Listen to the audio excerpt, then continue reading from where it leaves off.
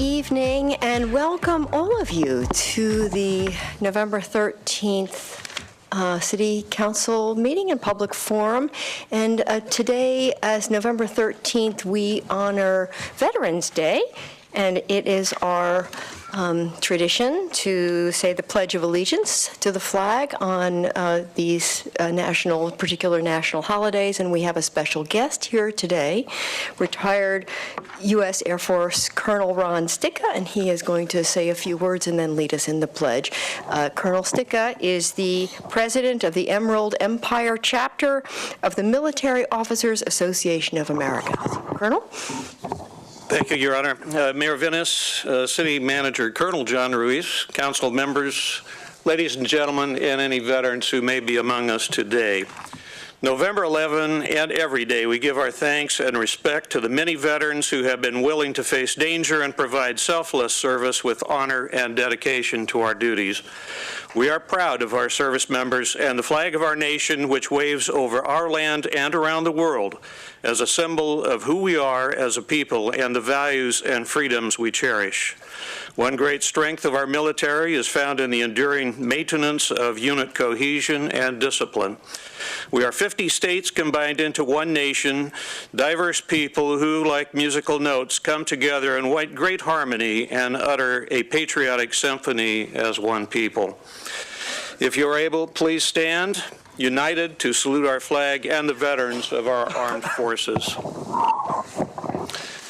I pledge allegiance to the flag of the United States of America and to the republic for which it stands, one nation under God, indivisible, with liberty and justice for all. Thank you.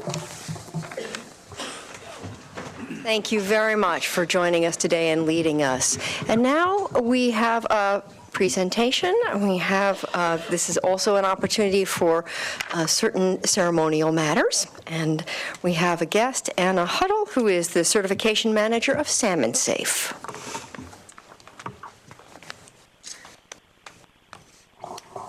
Well, it's wonderful to be here tonight on such a happy note.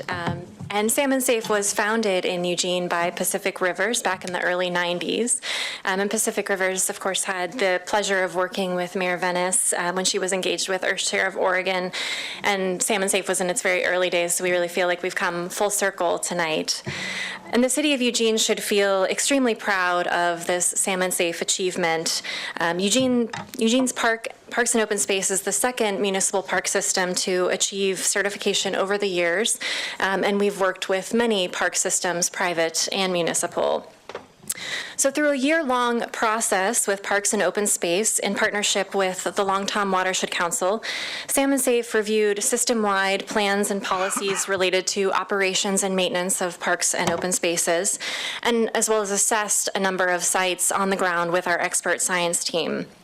And we couldn't have done all of that work effectively without the assistance of Shelley Miller, who led the process on behalf of Parks and Open Space.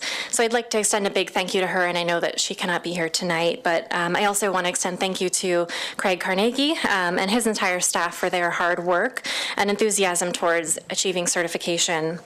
I'd also like to thank Sarah Whitney with the Long Tom Watershed Council, who's here tonight, and she worked in collaboration with Salmon Safe to see this certification come to fruition. So to talk a little bit about the achievement specifically, the certification includes roughly 150 sites covering more than 5,000 acres. And if you think about the impact of management and operations of that land on the watershed, it's just tremendous. And our team observed a number of excellent practices that protect the watershed in the operations and maintenance of that landscape, including the long-time pioneering and implementation of a comprehensive integrated pest management plan that's reviewed and updated annually and guides pest management decisions across the city. There's also minimum application of fertilizer, and when it is applied, it's informed by soil test results. There's regional leadership here in the development and sustainment of pesticide-free parks. And there's utilization of regional conservation guidance and plans to prioritize ecologically important stewardship practices such as oak savanna restoration. So that's just a few of the many practices that represent the reasoning as to why Salmon Safe certification is being awarded today. The certification of parks and open space, I hope, marks a great start of collaboration between Salmon Safe and the City of Eugene, and we'd much appreciate the opportunity to continue our work with other groups like Public Works in the future. So without further ado, it's with great pleasure that I present this certification plaque, which is made from a legally obtained recycled Oregon Highway sign, handcrafted by a Portland artist, and then engraved to recognize this achievement by Eugene Parks and Open Space this year.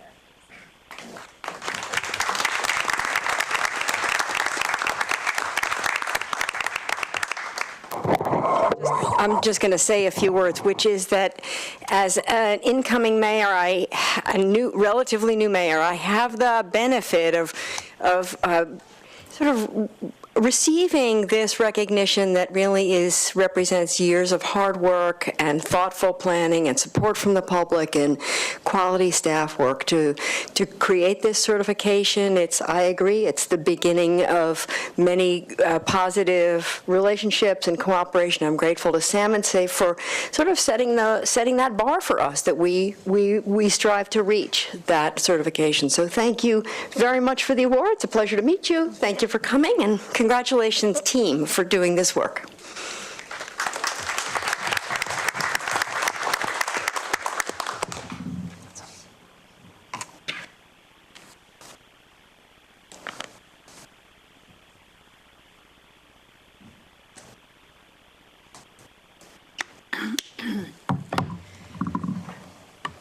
Okay, now I believe we have a number of folks who wish to speak.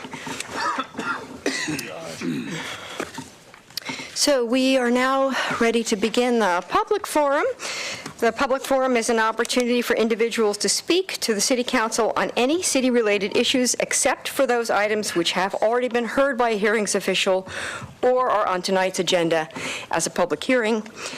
Each person will have 3 minutes to speak. When you come to the podium, please give your name, city of residence, and for Eugene residents, your ward, if known. The timer and lights indicate the time you have to speak.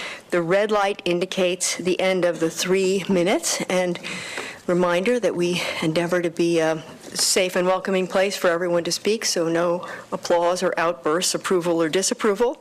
And it looks like we have a total of 30 speakers today. So the first up is Brenda Kamat-Inouye. It's a challenge for me, and followed by John Thielke.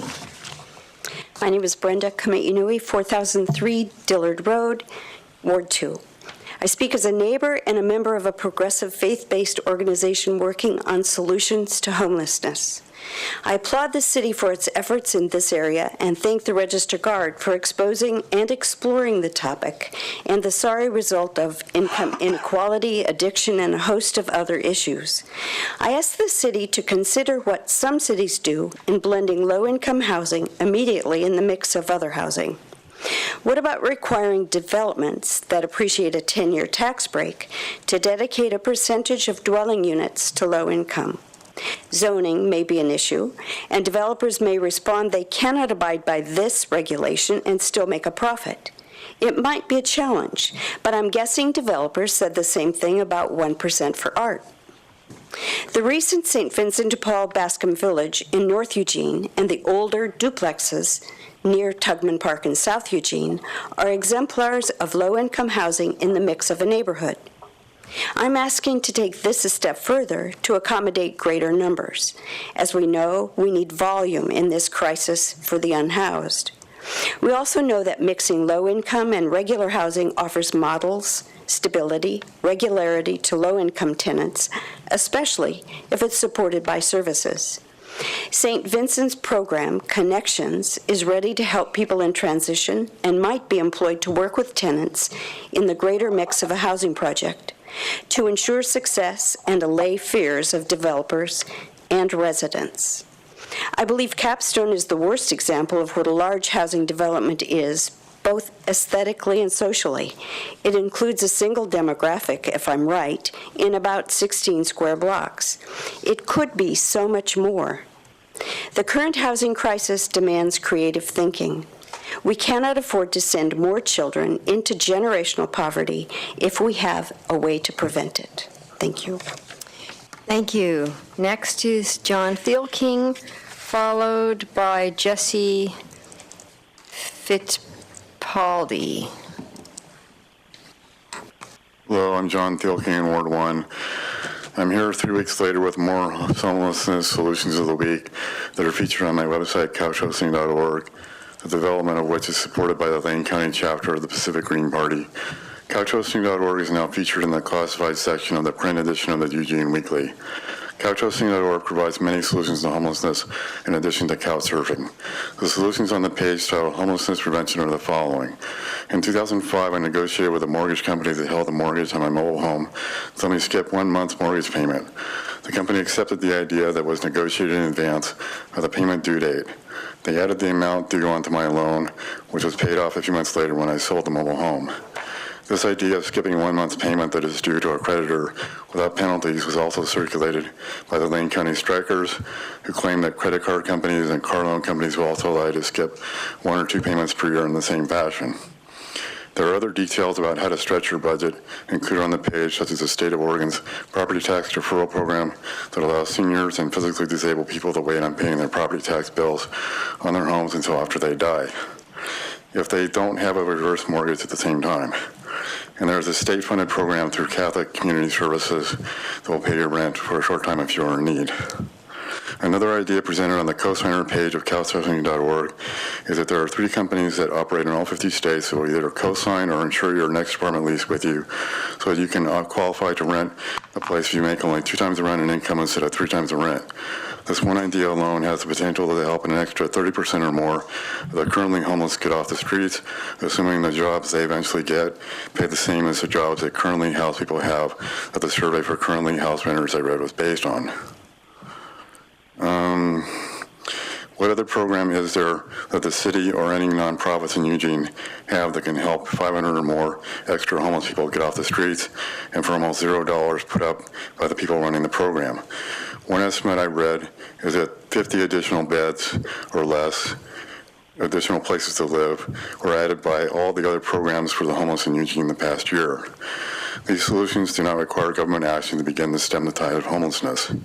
I'm also curious to know if the renewed Dusk to Dawn camping program promoted by the city of Eugene still sucks as badly as it did last year, when the cost per person to house people in tents for only 14 hours per day was greater than the cost of housing people in motel rooms 24/7.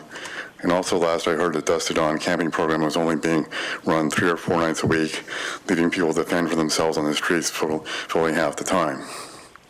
Finally, on Sunday, November 5th and November 12th, and this coming Sunday, Occupy Medical has set up their free medical care services in Washington, Jefferson Park, at West 5th and Jefferson in Eugene, and are providing services from 12 p.m. to 4 p.m. Thank you. Thank you. Next is Jesse Fittipaldi, followed by Robin Bloomgarden. Hello, everybody. I'm Jesse Fittipaldi, Ward 2. Full disclosure, I am the Vice President of Arcimoto, and I'm here to talk about ride sharing and general affairs of how I see things. First, I really appreciate all of what you guys do for this city. I've met most of you and had the opportunity to download what you're excited about and how you view things, and I think that needs to be shared more about how we actually all have a positive shared vision for this community. I see a lot of negativity or hear a lot of negativity when I've been coming to these, and I think it's important to say that we all want the same thing, which is a healthy, thriving community, and I see it happening. Second is ride sharing. I'd like to ask the audience real quick, if I'm allowed to, how many people are here in favor of ride share? How many people oppose ride share? How many people have used ride share? Okay, good. I think it's important. We talk a lot about the legal battle with ride share services. I think it's important to understand it as a consumer. It's a really great product. We at Arcimoto, when we travel, we have the opportunity to use it most places. It's very simple. You load it on your phone. You get to see how much it's going to cost you for that trip, wherever you're going. You can be in a city that you've never been in. Understand it's going to cost you $10 to get from the airport to your hotel. You know who's going to drive you. And it seems to, the drivers in other areas seem to really love it as an extra revenue source. And I think it's important to understand it that way because it's new to most of us because we don't use it here. I hope I was clear in my argument. Have a good day. Thank you. Next is Robin Bloomgarden, followed by Sue Sierra Lupe. Mayor and city councilors.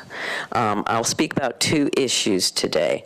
The city accountability was allowed a mere 100 days to gather 8,000 plus signatures to put the elected independent auditor initiative petition on the Eugene ballot. There were numerous rules and hard deadlines that we were required to meet, or our initiative would have been disqualified immediately. We met those rules. This thing is changing. We met those rules and deadlines. Can you hear me? Yes, works just great. Works great. Weird here. We met those rules and deadlines, and in the process, we found that more than 13,000 Eugenians from across the political spectrum agree that we should have transparency and accountability in our government. The city manager also has rules and deadlines that are to be followed. One of them being City Code 2.980, requiring the manager to present a completed initiative petition to the council for consideration no later than 20 days after certification by the city recorder. Our initiative was certified on October 18th. The city's lawyer is now pretending that by getting a memo in last Thursday's council packet, they have complied with the code, even though they missed the deadline by at least 2 days. In my opinion, a packet is not a council session. This is outrageous. The city violated their own code. Where is the accountability to Eugene's citizens and city accountability? And what are the prescribed penalties for this deception? On another note, in her charge to the committee, looking at an auditor, it appears Mayor Vinis has decided for the special committee and the council that they must limit their options to strictly performance auditing. The profile submitted by them, that committee, to council describing our measure also misdirects our objectives. The scope of performance audits may include the detection of fraud, waste, and abuse, although often these are not included in that scope. The committee continued use of the wording performance audits. Their continued use of the wording performance audits limits what we should and can expect from a professional auditor and his or her staff. An elected independent auditor should be a full-service, accredited professional who inspects and verifies the accuracy of this organization's operational and/or financial records, the effectiveness of all its programs, the value received from its contracts at all levels, its compliance with, I'm almost done, its compliance with all laws, the success of its outcomes, and providing value to the citizens it serves. Thank you very much. This position is all about saving money. This in writing. Thank you very much. Thank you very much. Thank you. Next is Sue Sierra Lupe, followed by Josh Newman.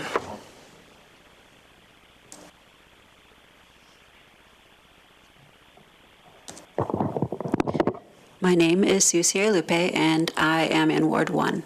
Thank you. I'm still the clinic manager for Occupy Medical, and we had been setting up at the park blocks and offering free care to the people of this great state it's been since October of 2011. Then we had the opportunity, I'm just way too tall for this microphone. I blame my parents. And these boots. We did have the opportunity to offer free care in 509 East 13th, thanks to our allies, Whitebird Medical. They now are selling that building, so we aren't able to be there. We tried offering service at the park blocks here again, as we had in the past, but found that there weren't enough citizens available to offer a clinic to them. I only was able to help 2 people, and I'm used to helping 40. So I guess I have been a little spoiled. And for all of the energy that it takes to offer health care to people with all of our volunteers, it makes more sense to be in a place where there are citizens. So we have temporarily moved to Washington Jefferson Park. So I don't know if that requires a permit or not. I've looked around a little bit. I would like to have a permit for free to be there. Keep in mind, people, that we are coming up on our 9,000th patient visit over the last 6 years, and this is only a 4-hour weekly clinic, so I think that your investment would be well spent. I would also like to have, I know that there is a bathroom there, but there isn't a hand washing station. So having what you had before, a bathroom for our doctors that have to run between patients to use the facilities, and have nice hot and soapy water, at least running water, would be fabulous. And it really has been a big benefit when we were offered that at the park blocks. The difference for the folks that we served come in with clean hands made a really big difference for them to be able to eat, because we are serving about 200 people with our Alliance for Food for Lane County. So the resources that you have offered us in the past, please don't think that we have squandered them. We have used them to the best of our ability, and will continue to. We believe in the health care for all model, and will continue to serve. Thank you. Thank you. Next is Josh Newman, followed by David Hazen. Good evening, Mayor, City Councilors. My name is Josh Newman. I live at 150 West 24th Place, and that's in Ward 1. And I'm here today to talk to you about secondary dwelling units. In my opinion, these small houses are a very important niche home type, and have really helped our multi-generational family thrive in Eugene. And I'll give you some examples of that. My mother-in-law, who is 87, she moved in with us in 2007, and she moved in at a time when she had just, her marriage had ended, and she is of fixed income and needed a place to stay. At that time, it took us about 9 months to actually find a place that had a secondary dwelling unit. There's not a lot of them around, so we rented until that time. Our secondary dwelling unit really allows us to support her. It allows us to share resources with her. We have laundry machine or washing machine. We have microwave. We have shared labor. She likes working outdoors, so she does a lot of the yard work. I kind of refer to her as the groundskeeper, which she doesn't like very much, but it's the truth. She does a great job of that. My wife is a nurse and acts as my mother-in-law Nancy's medical advocate. In terms of transportation, after moving to this place, Nancy announced probably within a couple of months that she didn't want to drive anymore. It was just too scary for her, so she was able to get rid of her car, and we share a car. So my 2 kids, who we raised in that house, benefit from the relationship that they have with their grandma, their Nana. So this is a type of housing that is very needed, I think, and it's also kind of difficult to build in Eugene. There's a lot of restrictions. There's disproportionately high fees and costs, SDCs, associated with building one. There's occupancy restrictions. There are requirements that the owner must live at the on site in order to rent it, and many of these restrictions were intensified by the single-family code amendments that went into effect in 2014. I'd just like to say that those code amendments really made it more difficult to build this type of housing. And now we're finding that it's really needed. It's a really needed housing type. Thank you. Thank you very much. Next is David Hazen, followed by Gwen Burkhardt. Yes, my name is David Hazen, Ward 2, and thank you for your attention. Places of worship, many of which have large amounts of underutilized land, cottage clusters and SDUs, secondary dwelling units, would be an ideal way to provide housing. Unfortunately, for many places of worship, the underlying zoning codes do not permit this kind of construction without going through a lengthy and costly exception process. For example, if a place of worship were to form a partnership with the Connections Program of St. Vincent de Paul to place 2 modular homes on its property that would each be 600 square feet in area and be suitable for a family of 4, the 12-foot width of these units would exclude them from the car camping program, and they would also not be allowed as secondary dwelling units on R1 property given the owner occupancy restriction. Reviewing our zoning code to remove restrictions will both bring us into compliance with the recent Senate Bill 1051 and provide more communities of faith with the ability to create affordable housing. I respectfully request that you prepare a package of zoning code amendments for review and approval by the Eugene Planning Commission to create cottage clusters as a by right housing type on land owned by places of worship, and remove restrictions on secondary dwelling units that inhibit or complicate their legal development on land owned by places of worship due to the occupancy requirement. Thank you. Thank you. Gwen Burkhardt, followed by Scott Sanders. Thank you. My name is Gwen Burkhardt. I live at 1601 Olive Street in Ward 1. And I'm also here to talk about SDUs and different types of secondary dwelling units that would help facilitate the increase of housing in Eugene and also offer more options for people. As you know, as we all know, the rents are very high in Eugene. We have a shortage of housing that's available, full stop. And this would be a way to take at least one step in the direction of increasing our housing. Josh addressed some of the barriers, and the other gentleman just before me addressed some of the barriers to building SDUs. And I want to tell you basically my story as a senior on a limited income, and it's not a unique story. I believe just from experience, I know that there are many, many people in my position or in that sort of gray area where I'm still working. I'm living on Social Security and additional income from my job. But probably in another couple of years, I will no longer be able to do that job.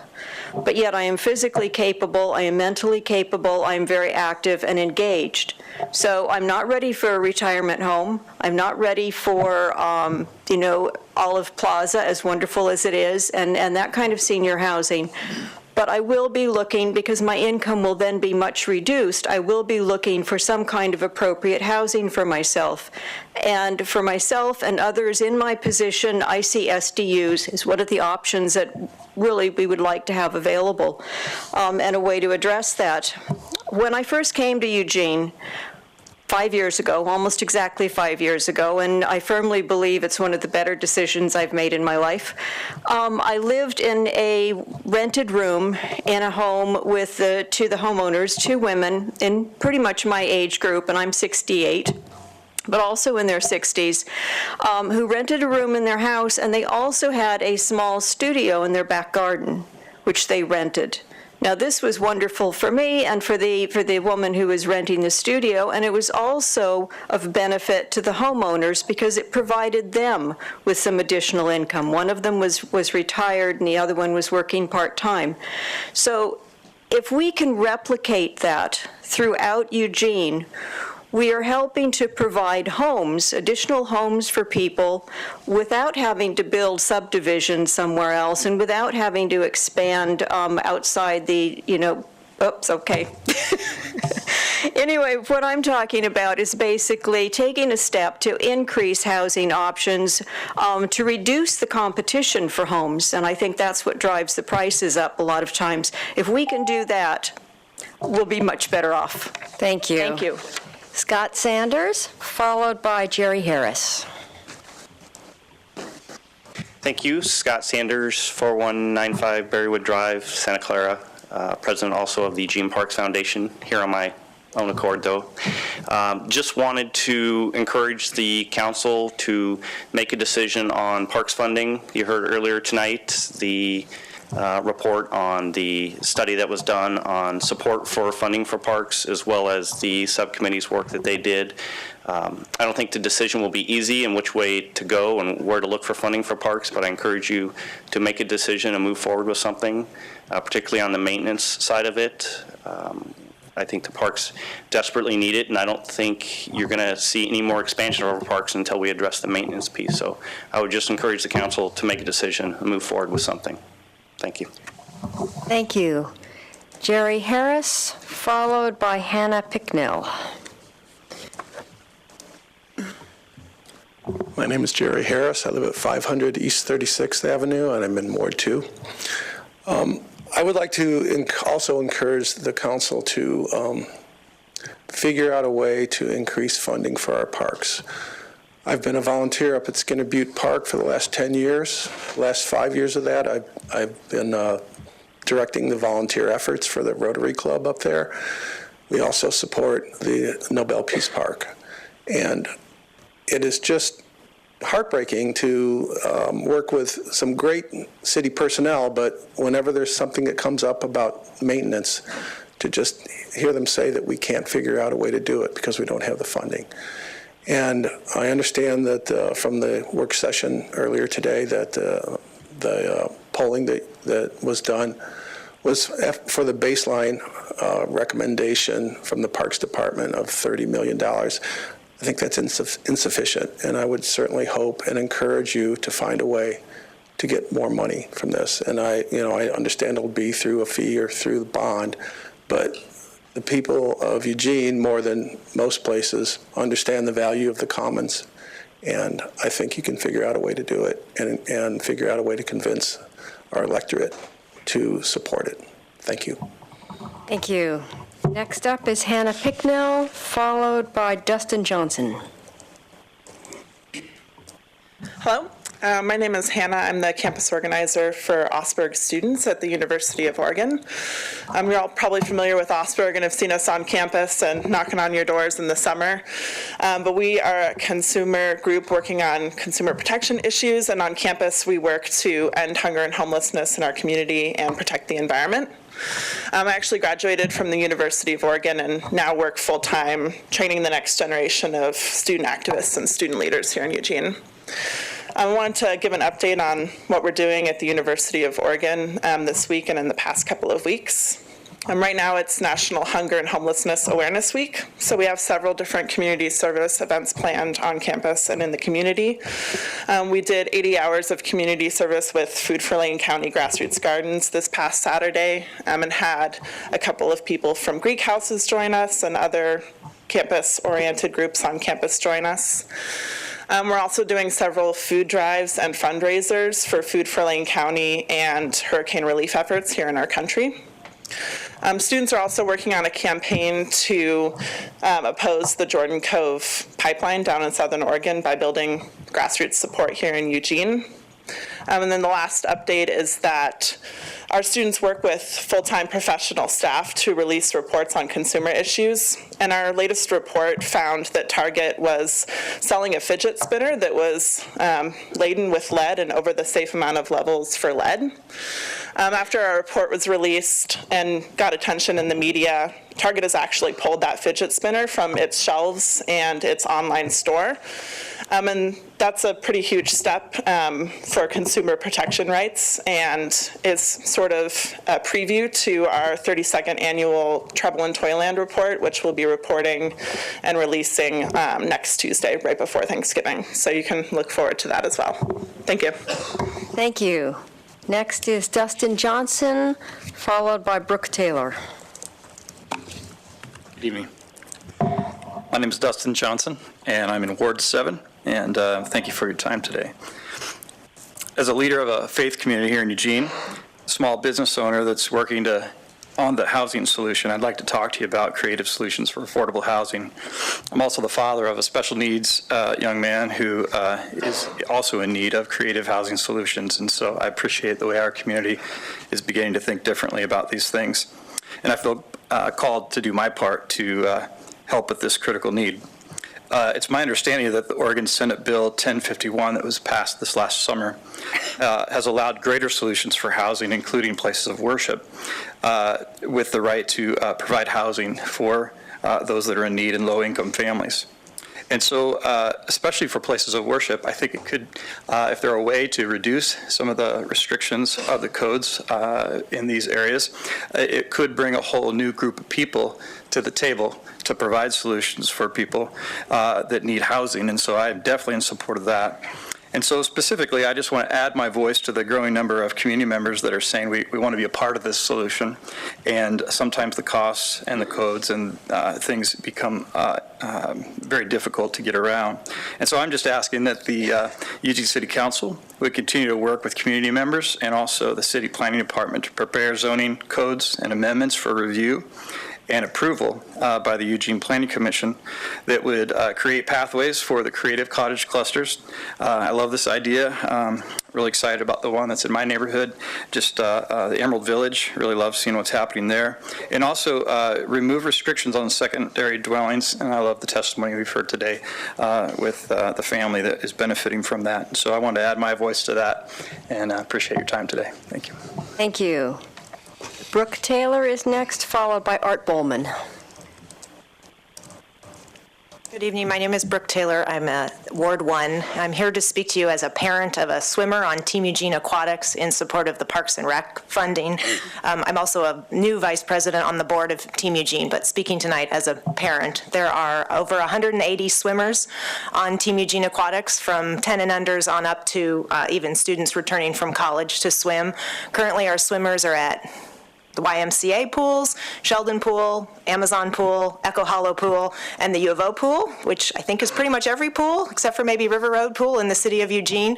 And even with that, we don't have enough capacity for all of our swimmers. We have to turn swimmers away from the team because we don't want swimming to be a contact sport with too many kids in the lanes. So I'm here to speak to you, encourage you to pursue the Parks and Rec funding.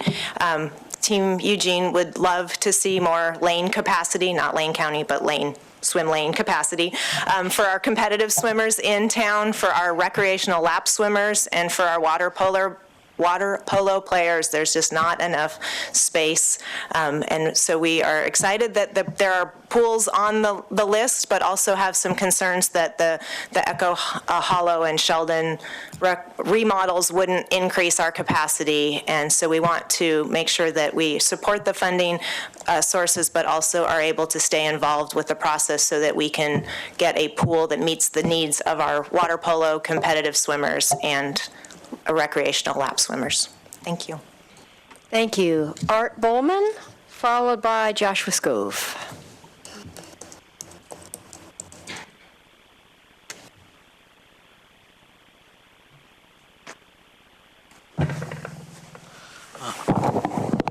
Art Bowman, First Ward. I'm here to speak about the study group that Mayor Vinnis convened about the independent auditor petition.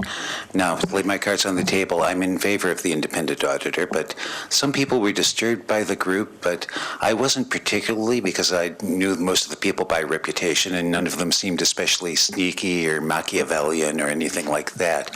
I was slightly disturbed, though, by the idea of it being a private group. And I'm still slightly concerned because that sets a bad precedent in terms of shielding activities from Oregon public records law. I did a records request because I was disturbed with this, and there were the usual murmurings you hear about anything. And as often happens, I got back a kind of an incomplete one. I believe it was some emails sent to Mayor Vinnis, CC'd to Mayor Vinnis, mostly consisting of doodle polls as to when the commission was going to meet again. And so I sent back a more detailed one, and it was denied. I sent back another one asking how this committee was shielded by the Oregon Public Records Act, and they said it didn't apply because it was a private group. Now, this goes beyond any initiatives on the ballot or anything like that. It's a bad precedent, not just for Eugene and for the state.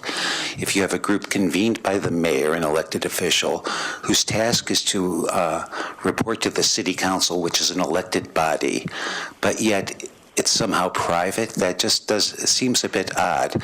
I've asked around Open Oregon, a group that's involved in researching and educating on public records law. They said that they hadn't heard of that. So if anything like this has happened before in Oregon, it's escaped notice. And I just think it's a bad precedent. I mean, even if, I'm sure most people consider this council to be trustworthy. Future councils might not. Councils in other cities might not be. And at the moment when it's been done and it's denied, that sets a precedent for future committees to be formed by elected officials to report to elected officials that aren't subject to public records law because they're private. So before I decided what to do next, I thought I'd give this body a chance to explain how it's private or what their feelings are on it, and then before I can decide what the next step to take is. So thank you very much for your time, and also I really appreciate it if you listen to the other side on ride sharing, because there is another side to it in terms of how it affects working people. Thank you. Thank you. Next up is Josh Scove, followed by Matt Sayre. Good evening, Joshua Scove, Eugene Ward 1. As always, councilors and mayor, thank you for your service, and hello to Aria and Jasmine watching at home. And I honor Veterans Day with you. My late father was a veteran of the Second World War. I'm here as the president of the board of directors of Better Eugene Springfield Transportation. 3 points: a celebration and some acknowledgments, and a short look into the future of our work on safety and Vision Zero. Celebration and acknowledgments together. Best is excited about the passage of the street bond measure, another $50 million and 5 years for our infrastructure, including $5 million unprecedented funding for our active transportation projects. We worked hard to organize community support and rally people to submit letters to the editor and guest viewpoints. Thank you to the many best directors and advisors who chipped in: Shane McRhodes, Brittany Quick-Warner, Sue Walling, Bob Pissarro, and many others, and especially Councilor Semple, who graciously co-authored a guest viewpoint with me in the Eugene Weekly in the support of this targeted accountable spending. Special thanks also to Linda Lynch of the League of Women Voters of Lane County for co-signing the voter pamphlet statement with me, the only statement in the voter pamphlet in favor of it other than the one from council. To be blunt, our work probably mattered a lot. This election had barely a 30% turnout and a smaller margin of victory than when the bond was last renewed in 2012. And I'll just say this: the margin of votes was less than the Facebook traffic for our posts of these guest viewpoints. And the people we mobilized will watch to make sure our community follows through on the November 2015 council-adopted goal of Vision Zero, or zero deaths and major injuries in our transportation system. So to look to the future of your work, the Vision Zero Task Force is currently in its final stages, wrapping up the Vision Zero Action Plan. I have just one request from you tonight. As you hear from staff on Vision Zero and going forward on safety, please ask for an annual report with performance measures that connect to your decisions. Let me say that again. An annual report with performance measures that connect directly to your work. Without clear connections to your work, this work in general will slip away into good intentions and no clear results, make our effort to save lives as accountable as our bond measure to repave streets. Best looks forward to continue the work with the community, keep improving our transportation system, and in particular to save lives. Finally, I just want to briefly comment tonight on the other advocacy that you've heard here that I support. I'll just say land use and transportation are two sides of the same coin, and I support the advocacy on secondary dwelling units and missing middle housing. And I also hope that you'll continue to pursue the reintroduction of ride-hailing or ride-sharing in our community. Thank you. Thank you. Next up is Matt Sayre, followed by Jim Conlon. Good evening, Mayor and City Council. My name is Matt Sayer, and I reside in Springfield, but most of my working hours are spent in downtown Eugene, Emily Simple's ward. I'm here tonight to express the hopes of Eugene's tech community on the topic of ride sharing. We appreciate Council picking this topic back up, and we are thankful that local government is looking out for the safety of our citizens.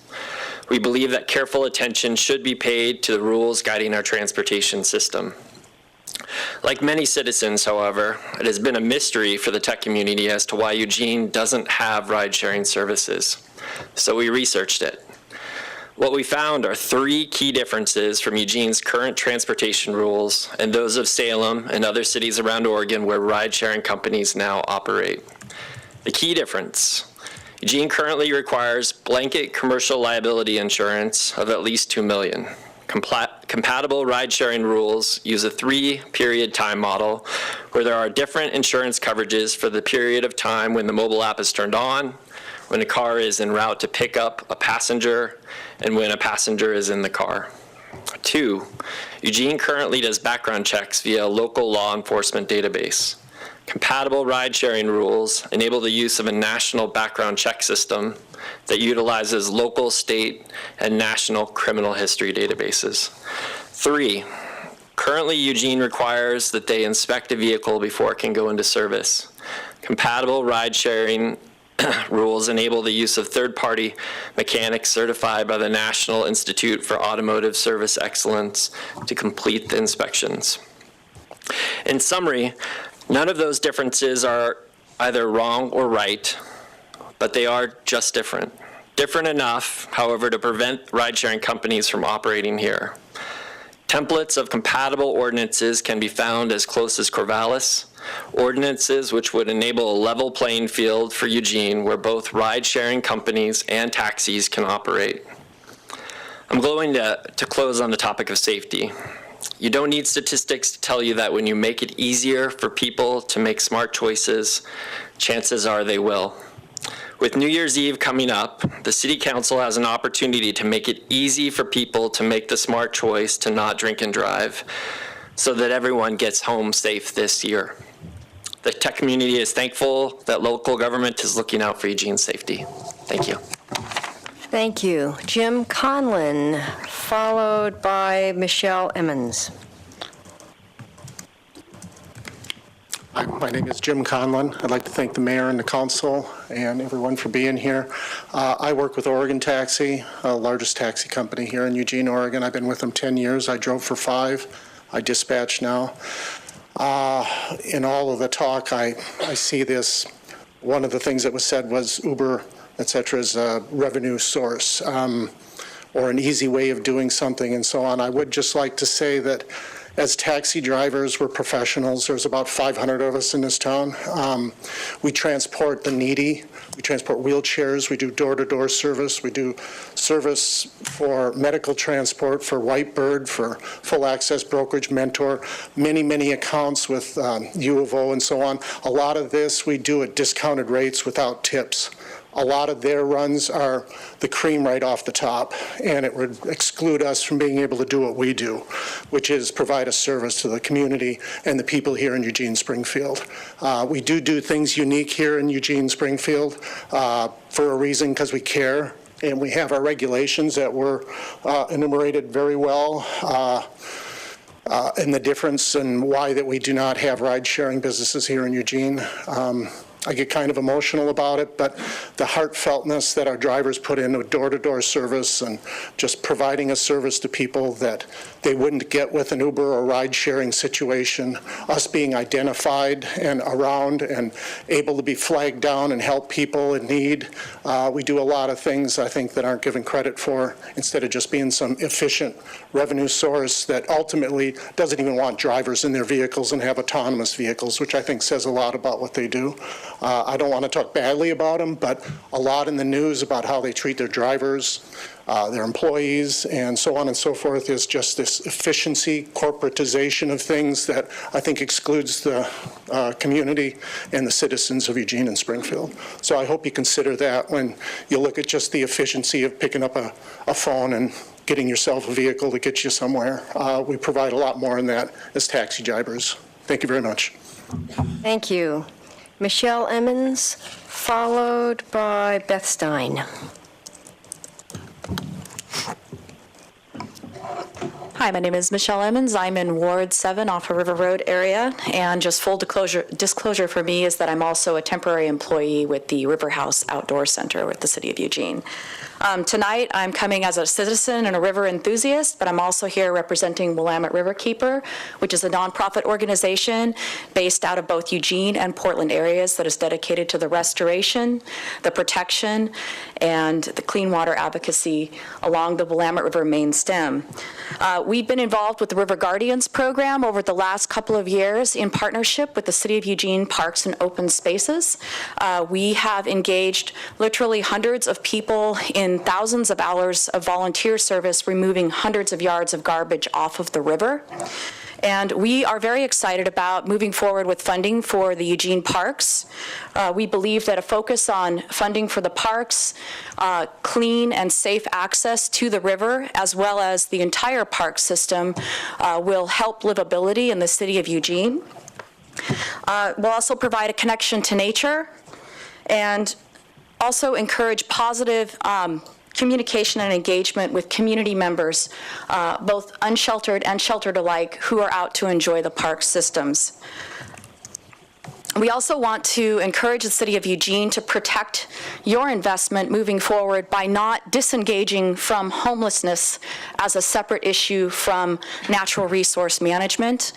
Recently, I was involved in a large workshop that included natural resource specialists from across the entire Willamette Basin.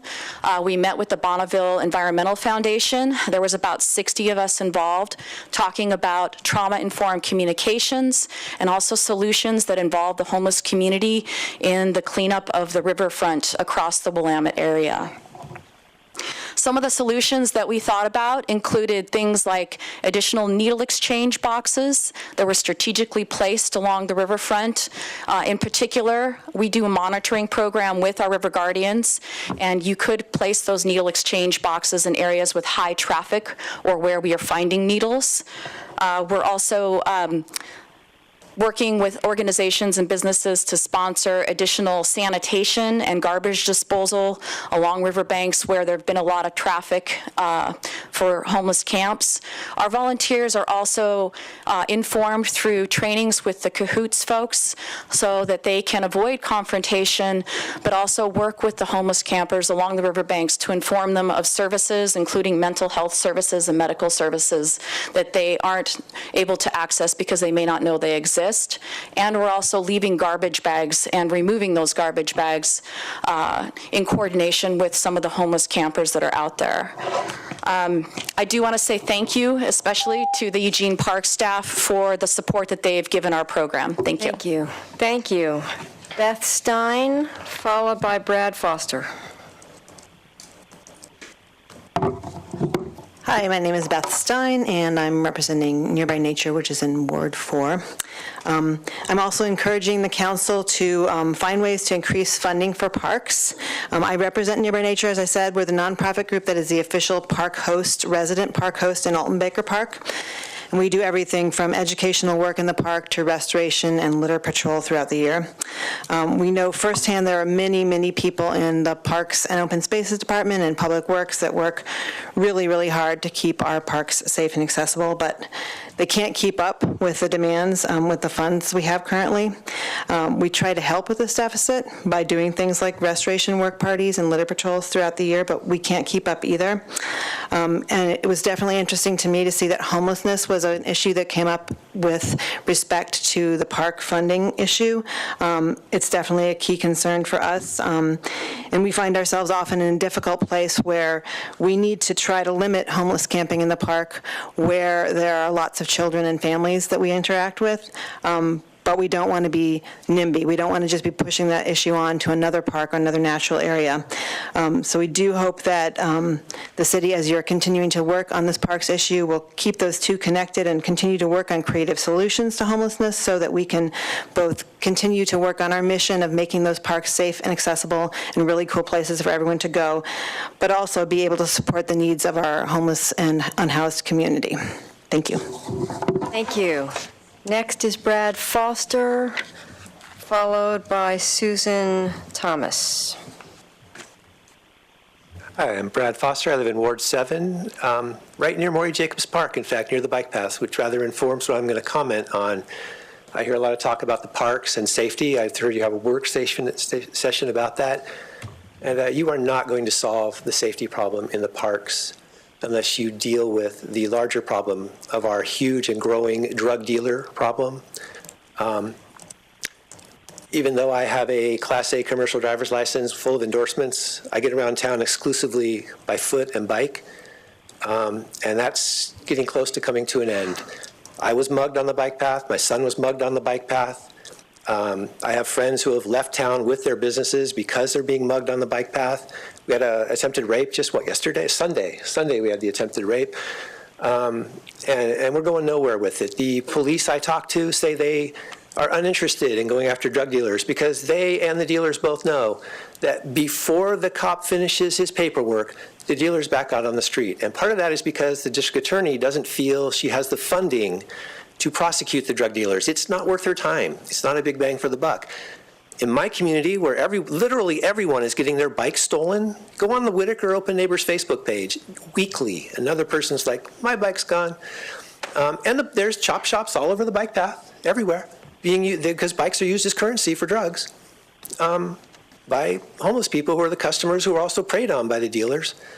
It's a problem, and our car houses are broken into by the people trying to get their something to pay the dealers. We need to get the dealers off our streets, which means you're going to have to find the funds to get them arrested and prosecuted. We have a deficiency in the police department. The DA has deficiency in funds. The county's not going to come up with it. It's our parks we've lost. And by the way, when I say lost, it's not just the parks. Since its peak in 2009, cycling in Eugene is down 43%. That's about when we started funding the road bonds. Not working well. Walking as a means of transportation to work, down 30%. Bus ridership since its peak in 2014, down 50%. These are U.S. Census American Community Survey numbers. That accounts for 7,000 additional cars on the road every commute. When someone complains about the traffic, here's where your problem is. It goes right back to our drug dealer problem. It all gets connected. Thank you very much. Thank you. Susan Thomas, followed by Emily Secord. Susan Thomas? No, Emily Secord. Yes.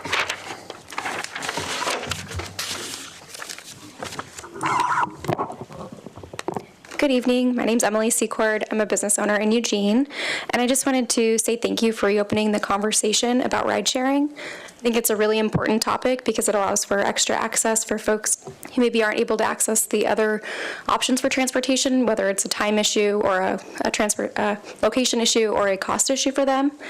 It's also really important that we provide safe and timely transportation to our residents of all demographics. I think that ride sharing gets this image of being just for young people, and I can see it being a really effective option for everyone in our community.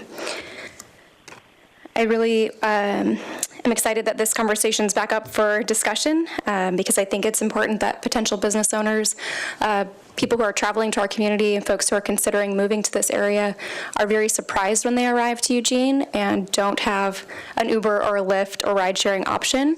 And so I think it's a really important thing just to stay innovative and show that we're open to business by adding this option to our community. So I strongly support permitting ride-sharing, and I think the sooner the better. Thank you.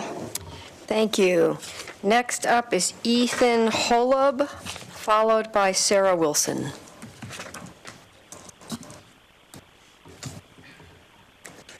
Hello, my name is Ethan Holub. I live here in the Whitaker, and I'm a business owner. I also have helped start about 15 nonprofits here locally in the last 10 years, 5 of which work directly with homeless.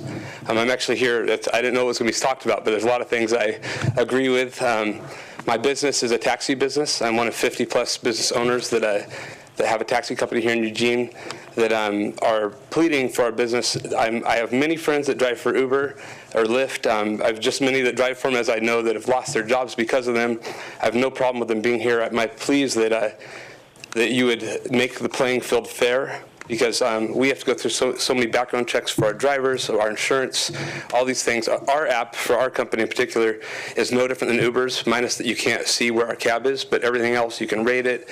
So, so if anything that's going to be changed for them, I just ask that would be changed for us. Another difference, which might just relate to my business, and particularly my wife and I, we work with foster kids, we work with homeless, and about half my drivers I've worked with 5 nonprofits, have been helped that were almost homeless, were in either from the mission or were in situations where they were about to lose their family's housing, and we've worked through those nonprofits to find them jobs, and we have hundreds of people that are now moved on to bigger careers, so that we're in a trailer, that we're living with their family, with another family. So it's been an opportunity for me not just to support and build these nonprofits, but also to take people and give them an opportunity to work and to make more money than they work with ride sharing, and also to keep the money local. Once again, I have no problem with the ride sharing. I just ask that, in terms of the insurance, in terms of the background checks, that you wouldn't, in a sense, make it so the rest of us lose our businesses when you make the changes. So just make it a fair playing field. Thank you very much. Thank you. Next up, Sarah Wilson, followed by Sharon Trulio. Thank you. My name is Sarah Wilson, and I live on Countryside Lane in Ward 7. Thank you for taking time to discuss bringing ride sharing to Eugene, and I support you in making the changes necessary to bring these services to our community. As a young professional who has recently decided to make Eugene my home, I pay close attention to the things that make this place so wonderful to live. And as I get more involved, I think about the changes that could make it an even better place to live. While recognizing bringing Uber, Lyft, and other ride-sharing services to our community isn't the only or most pressing issue facing you as city councilors, it is one that could be rather easily addressed with a few updates to our current city rules. Reliable and responsible ride-sharing options would add value to our community. Sure, it's convenient, and it has the potential to add jobs to our community, but most importantly, it addresses the larger concern, safety. Whether it's the 23,000 college students who call Eugene home, professionals at happy hour, families arriving late to the airport, or Duck fans trying to go home after a long day of tailgating. A community our size needs transportation options that are available at all times, without an hour-and-a-half wait for a ride home. This issue is not new, and our current transportation providers have had time to address the shortcomings of their current services, and I personally don't think the improvements are good enough. With the holidays around the corner, I encourage you to take the steps necessary to bring ride-sharing to Eugene before New Year's Eve. Thank you. Thank you. Sharon Trulio, followed by Joe Tyndall. Hello, I live off of Virgil Avenue. I don't know the zone. I'm actually new to Eugene. I've only been here for a year, and I happen to be a direct result of Uber and Lyft. I'm from Southern California. I drove town car professionally for 8 years.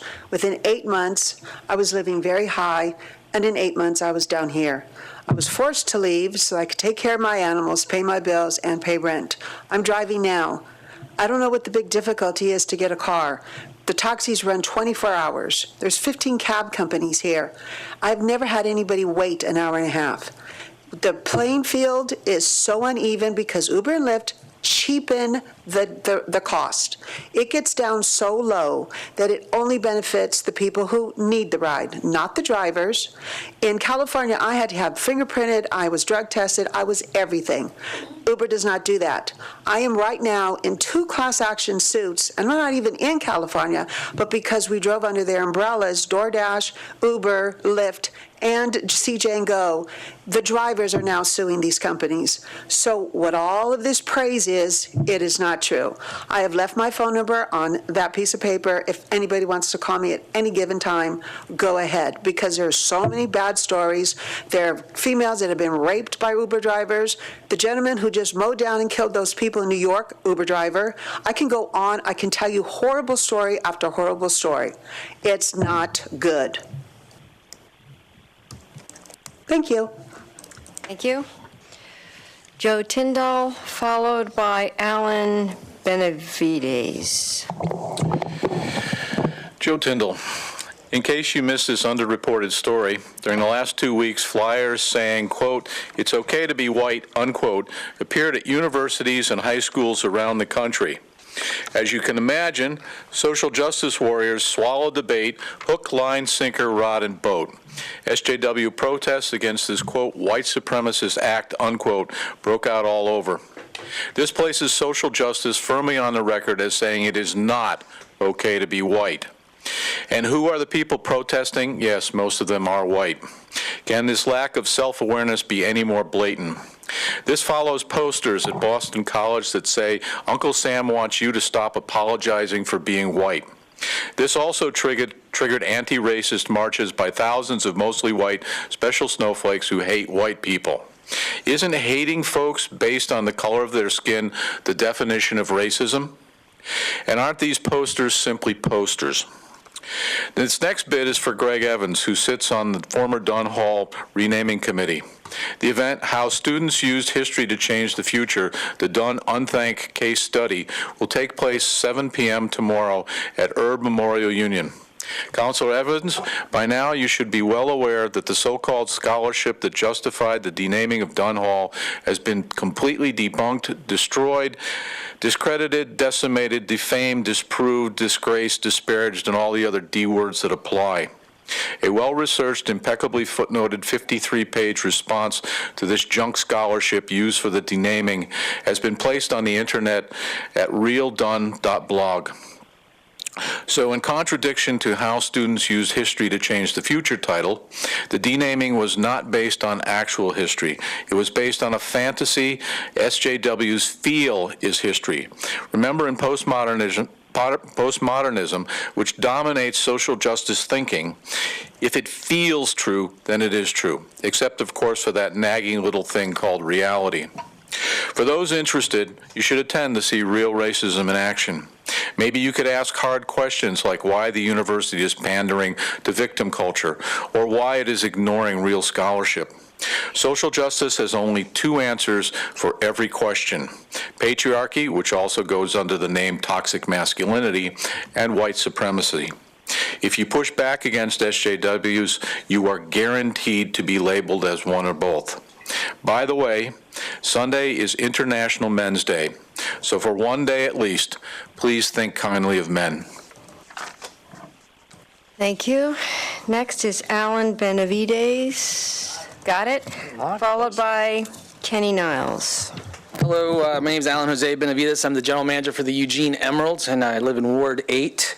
I'm here to talk about fireworks. I'm joking, John. I'm joking. Apologize, won't happen again. No, but listen, I'm really excited to hear about the future funding for Parks and Rec.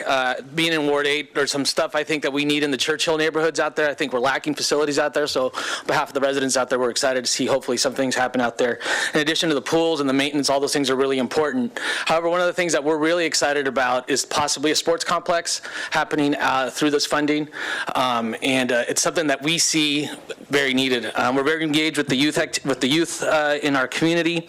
As a former Eugene Little League board member, a current board member for the Boys and Girls Club, and a current member of the board for the Ted Norman Memorial Baseball Complex, we see the need for baseball, softball, turf fields that can incorporate soccer and lacrosse and a bunch of other things.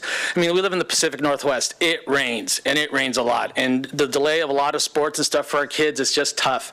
I think there's an opportunity to host more tournaments here locally for our kids and for our families.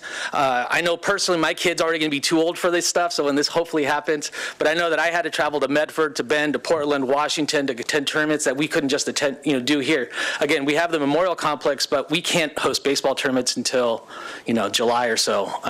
But hopefully, maybe we can do stuff year round here at the ball, here in Eugene. So with that, the Eugene Emeralds completely endorse this on behalf of the Elmore Sports Group and myself. I hope you guys find ways to fund future Parks and Rec funding. So thanks. Thank you. Kenny Niles, followed by Randy Stiles. Hello, my name is Kenny Niles. I live on 3650 Yogi Way, Santa Clara. My disclaimer, I work for 4J School District. I guess I'm roughly representing them. If if they had their pick, they'd probably have someone better looking and more well-spoken than me. Alan called me tonight, and ironically enough, I was sending out an email trying to get 30 kids to go work at Matthew Knight Arena. That's where I'll be going as soon as I'm done here to clean up their stadium. It's one of the many things that we do to try to fund our athletic facility over at Churchill High School.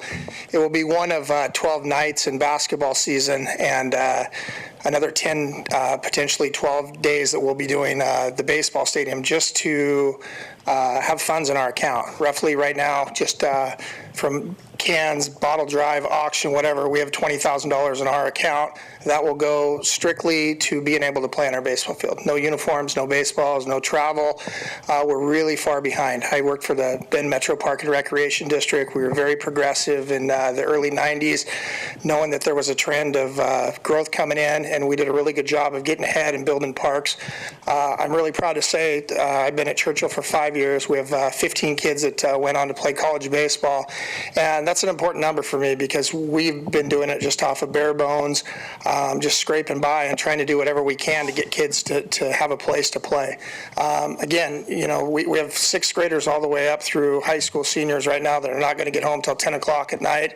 We're going to be doing it again on Friday. We're going to be doing it again on next Wednesday, and it's not for the cream. It is for the basic, you know, just the very basic bare bones so we can go play baseball. And we're behind. Like Alan was saying, you know, we go to Medford. They got great facilities. We're way behind in 4J and the Springfield School District just for participation numbers. South Eugene, 1,800 kids. They had one baseball team. Reason is they have no feeder programs. They have no facilities to play on. When we go to opposing towns to play, it's shared facilities. We play in lots of park and recreation facilities.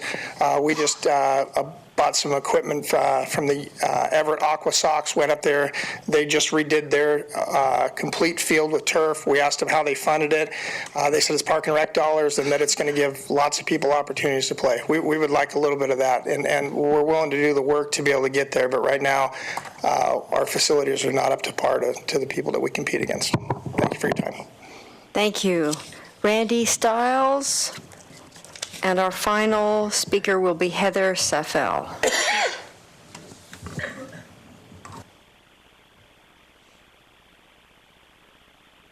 How you doing today? My name's Randy Stiles. I'm operations manager for Maximus Sports here in Eugene, Springfield. I operate the NFL Play 60 Youth Flag Football League for boys and girls ages 4 to 17. I also operate adult athletic leagues, operate the largest tournaments on the West Coast for adults. Why I'm up here today, and this is the first time I've been to a city council meeting, here to support the facility that the previous gentlemen were talking about as well. I remember back in 2000 talking to Dave Battaglia, who was in charge of the athletic program at the time. He had a wild idea about some facilities, which I told him we were 20 years behind when I moved up from California at that time. And he had the idea, 5 years later, he had the idea, said it wasn't going anywhere, and now, 17 years later, 2017, it's finally possibly got some feet, possibly go forward. My leagues were ran in Eugene up until last year. My kids' flag football league, I'm a go-getter, hard worker, so I go out and recruit all the kids, get them off the phones, off the video games, give them an opportunity to come out and play and get outside like we used to do when we were kids. So my leagues have outgrown the facilities that we had in Eugene. So now all my leagues, tournaments are all out while I'm laying out in Springfield, because I've got 42 teams, and it's going to grow to probably 50 to 60 teams next year. I would rather have that revenue stream back in the city of Eugene, back with the hospitality for all the hotels and everything in Eugene, rather than just out in Springfield area with my big tournaments that teams come from 4 different states. I think it's a good opportunity for kids, for all different sports, all my competitors, regardless of what sport it is. I mean, it's something that's really needed in my opinion, because the next generation is the youth, the big positive role models of our sports activities, something for them to do, the positive role models, regardless of how they're doing in their homes. It's that 1 hour they get outside, off the video games, doing something. And if I can bring my leagues back, I'm sure all the other leagues, tournaments can grow, and that facility will pay with itself 10 times over. So I think that's something that we really need here. I'd like to come back to Springfield, or out of Springfield, come back to Eugene if we can. So let's get this thing rolling and make this happen. Thank you. Have a good day. Thank you. And our final speaker, Heather Saffel.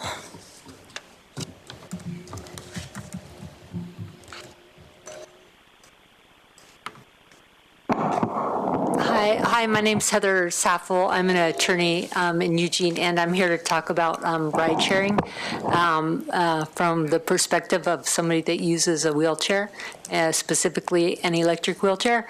I'm not sure what the Oregon taxi representative was talking about. I see that he left, but he indicated that he transported people that use wheelchairs. I'm thinking maybe he was referring to a manual wheelchair.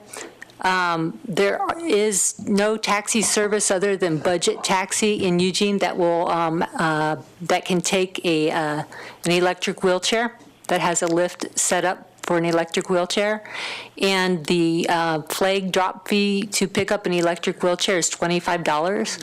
So when I drive with hand controls, and when my van broke, and it was at my parents' house, and I had to go 1.3 miles to my house.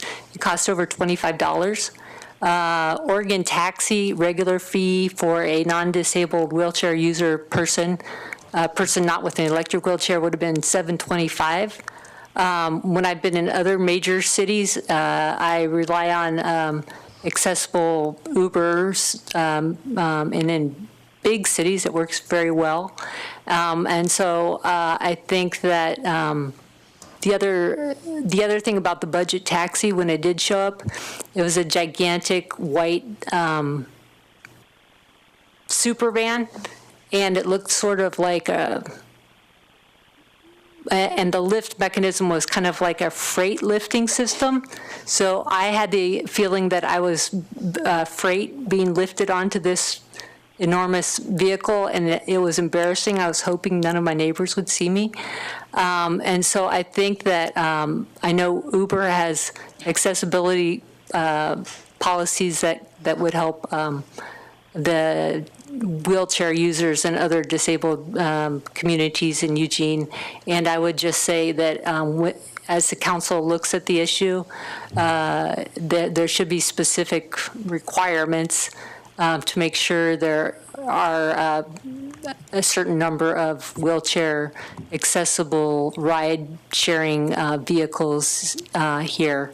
That actually it's the current private taxi services are not complying with the law, but that's and they're not serving my needs at all and others that are in my circumstances. Thank you. And that is the end of our public testimony. I have one counselor in the queue to make comments. Any other counselors wishing to make comments? Counselor Surratt. So Counselor Clark, you go first. Thank you, Mayor. I would like to say thank you to everybody for coming and giving your testimony. Appreciate that very much, and taking the time to share your thoughts and opinions with us. I'm sorry to see that Michelle left here. When she comes and speaks about conditions of our local rivers and the parks that surround them, I know maybe one person, maybe John Brown, has worked and given more time and more hours and more efforts as a volunteer in our rivers than her. So her admonition carries a lot of weight with me. Mr. Manager, I don't know the manner in which my request would best come back to council or how it might best be formed. So I'll just say, with words you'll appreciate, in my best outcome, Occupy Medical can continue to operate in a similar fashion to what it has done before, especially as we head into these winter months. I don't know what's required to allow that to continue to happen, but I'd be willing to bet there's a majority of us who, I only speak for myself, but I'd be willing to bet that's true, be interested in hearing what that would take. And I'd love, if not now, at some future point for us to be able to have a discussion about that and do the appropriate things, or at least consider them. Yeah, I have a note here, and so I'm not sure what it takes either. It just may be a simple issuance of a permit if a permit is required. I just don't know what it is, and so we'll take a look at that. From my perspective, Sue is another one of those people who's given so many hours and so much of her heart and effort to try and help people that our city has awarded her before in the organization for all the work that they do, and I'd like to see us support their work and not make it hard on them, but do what we can to make it easy for them to continue. So, thank you. Councilor Syret? Thank you. Thank you, everyone who came to speak, and thanks for the advocacy around code changes to support secondary dwelling units and also the Parks and Rec funding. And I was also going to ask the city manager about Occupy Medical and if that location they were at Washington Jefferson is one they could continue to use. And we had, when Mayor Piercy was here, Occupy Medical came and asked for the wash stations down on the park blocks, which we were able to provide. I would like to ask if we could look into doing the same accommodation for them at Washington Jefferson. I know it may not be logistically as easy, but I think it's worth looking into and would appreciate that. And I have some things to say about ride sharing. First of all, it's not ride sharing when you charge someone to pick them up in one place and take them to another. That is a fee for service. I am not a fan of this type of contingent work for folks. I believe it is a form of exploitation at its core by the companies that care little for the people who are carrying out the work.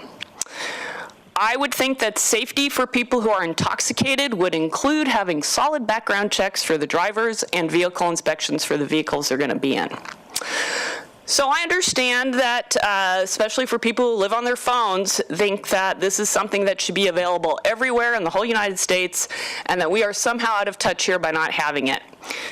But I think what gets lost in this discussion is that particularly Uber has decided it does not want to comply with local ordinances and instead has bullied and intimidated jurisdictions into changing their local standards and bend to their much looser standards because they decided that's what they needed for their business model. So in addition, they have been caught blatantly misleading Portland authorities with a special list they put them on when they tried to call their Ubers, and operated here in Eugene out of compliance with our code for many months, and I could go on. So I'm not especially eager to invite this untrustworthy company to open up business here in our community because frankly, I don't trust them to act in good faith.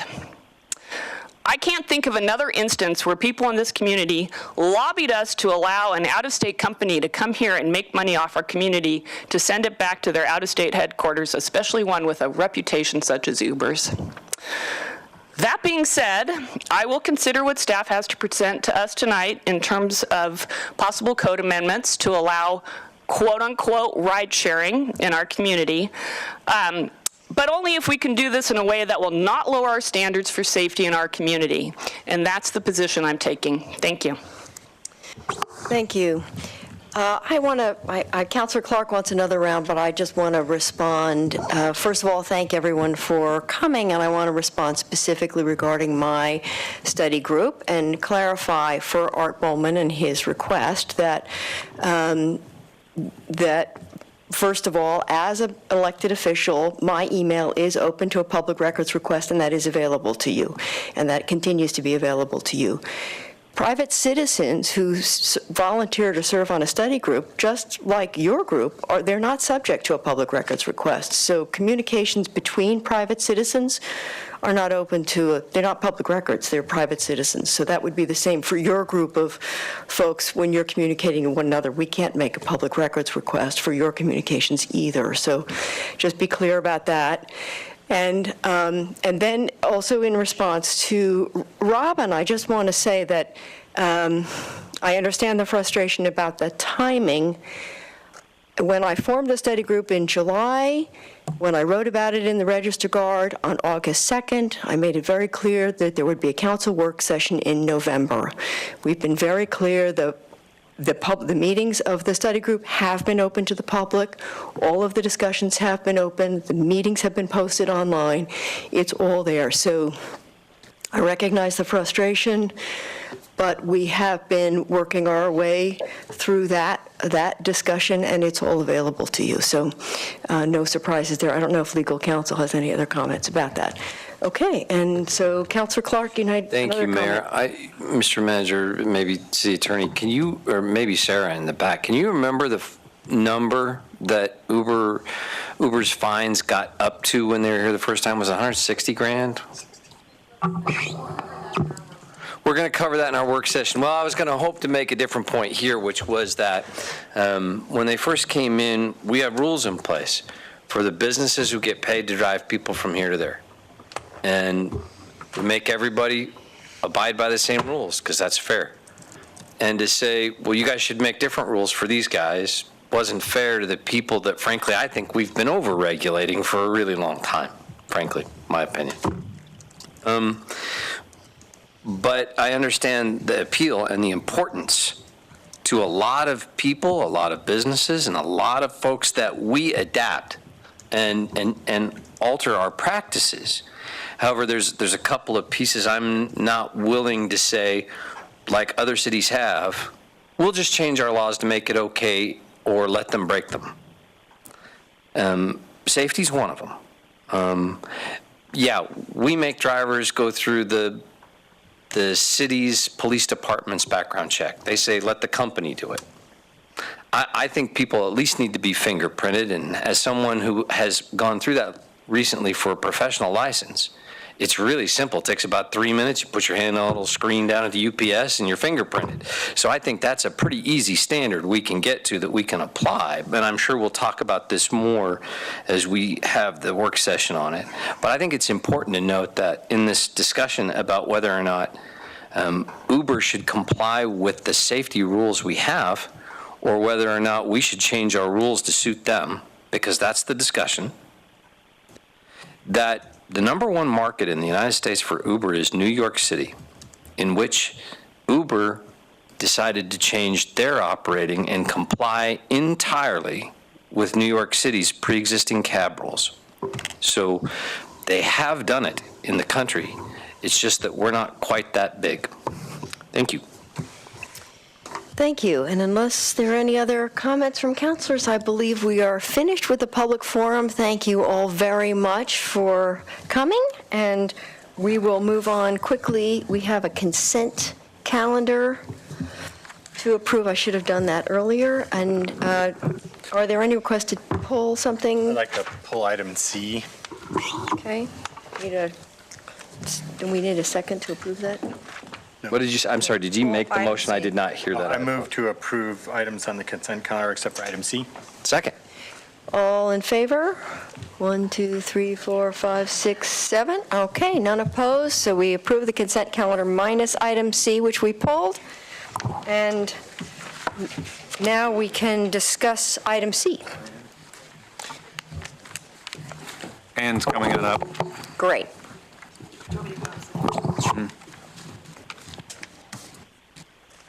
Hi, Ann. Thanks. This is kind of an unusual thing. It's a little odd in the way that it's being done and the requirement.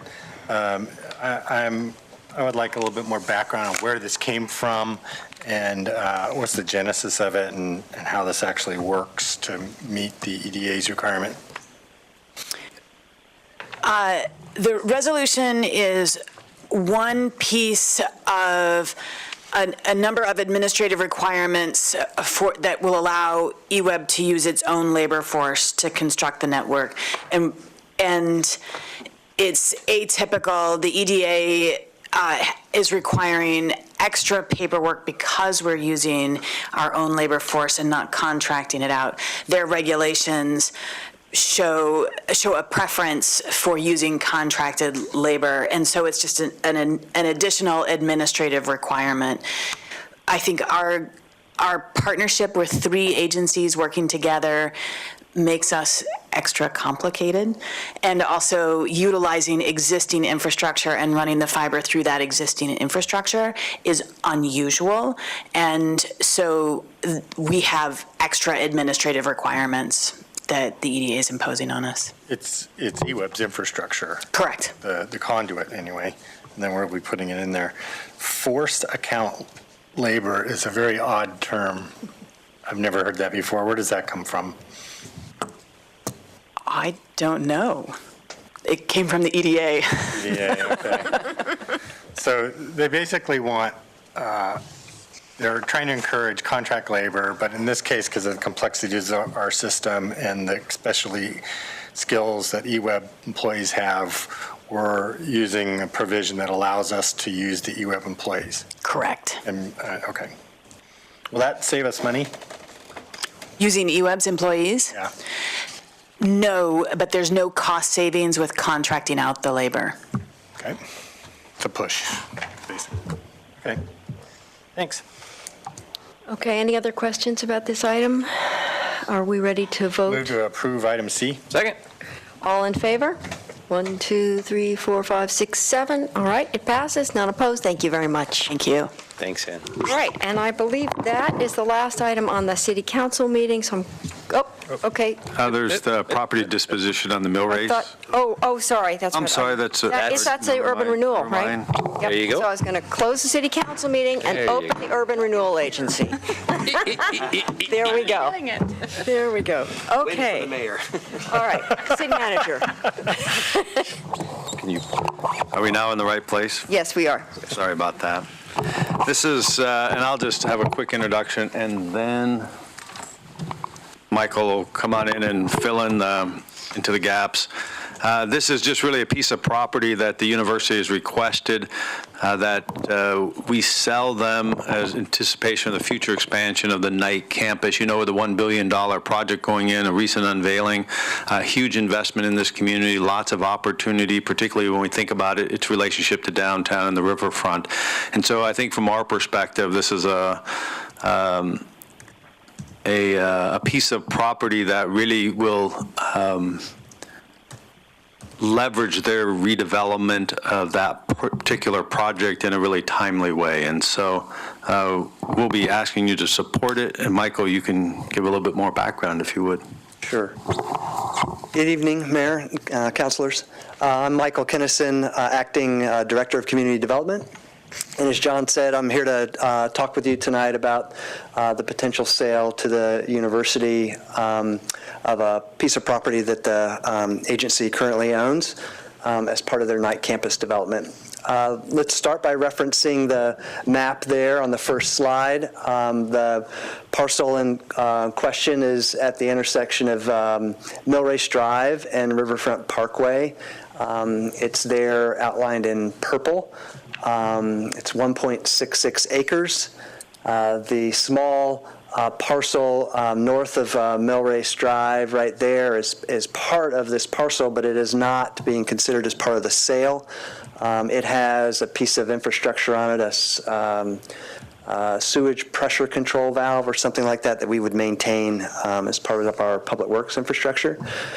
Just to orient you, the currently first phase of the Knight campus is here, the corner of Riverfront and Franklin Boulevard. There's I believe that's a Best Western hotel here. And if you continue across, you would go to Agate, onto the main entry to campus. We have had this property since 1994, when it was, it formerly housed a Coca-Cola bottling plant.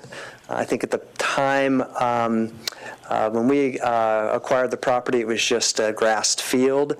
The university began to lease the property from us in 2010, and they eventually constructed the parking lot that you see there, which primarily serves the Jacqua Student Athletic Center that's across the street.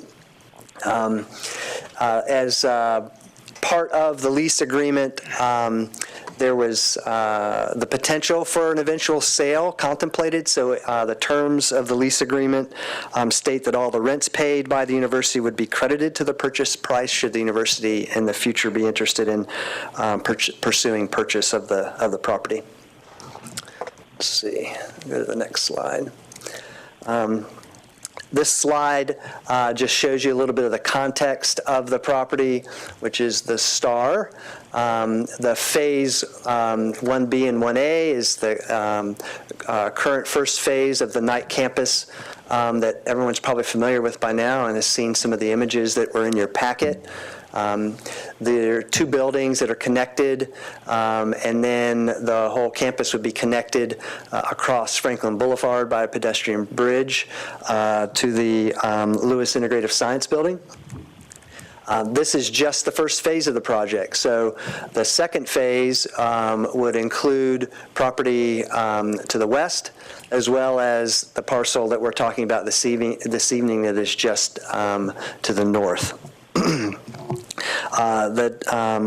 The university is offering to pay $3.271 million for the property, which is the appraised value, minus the total of all the rents that were paid to date, and also excluding that small portion of that includes the infrastructure that I mentioned previously. The terms of the sale of the property are included in your attachment B. That's a rendering of the proposed phase 1 of the Knight campus development. What you're looking at is you're looking at the north view of the buildings. So basically you were looking at the buildings from the general vicinity of where the property is located now. And then the last slide is just kind of a compendium of the impacts of the project. I think we're all aware that this is a significant project, not just for the university and science and research, but also as an economic development project, both for us locally, regionally, and statewide. And with that, I think we'll just open it up to any questions that you have. Okay, thank you very much. Questions? I have Councilor Semple. I have Councilor Clark first, Councilor Semple, Councilor Zelenka, Councilor Syrett. Okay, take it away, Councilor Clark. Thank you, Mayor. I guess I'll apologize to my colleagues. I see Matt Roberts out here from the university, and he reached out to me recently, and I didn't have the chance to sit down and talk with him. I can't think of anything more exciting and important to the future of our community than the development of the Knight campus, and I'm very excited and want to see it happen. I'm generally in favor of this idea. However, there are a couple of questions that I didn't have the chance to sit down with him and talk about, and with staff as well. I'm also, frankly, a little concerned just because, as a matter of form, I asked for a work session quite a long while ago, and we had it about the sale of public property and the process and competitive bids and everything else that's involved. That's not to say that I don't want to see it go to this purpose, and certainly am supportive, but it seems like we're not following that, and I need more information before I'm ready to vote on this tonight, so I'm not ready to do that tonight. I'm certainly in favor of it, but if others feel that way, I would urge the president to make a motion with his discretion to postpone for a little while, just so we have time to get better informed. Thank you. Okay, Councilor Semple. If we sell it, where does the money go? It goes back to the Urban Renewal Agency budget. The Riverfront Urban Renewal Agency. And then what would that money go to? Well, that money would be available for investment within the Riverfront Urban Renewal boundary. It would just be added to. Well, we have a spending limit in the boundary, which is a little over $21 million currently. That money would go into the pot of money that's available to spend within the district. It would not impact the spending limit that we have. It would be more or less more cash available to on hand to invest in projects on the riverfront. And those projects would eventually come back to council. It would be unappropriated money, and so before the money could be spent, council would have to appropriate the dollars to a specific project in the future. But it would have to go to a project in the Riverfront Urban Renewal District. Yes.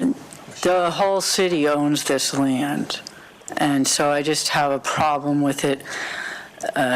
Land is a limited resource, and we're going to sell this. $3 million is a lot of money, at least to me.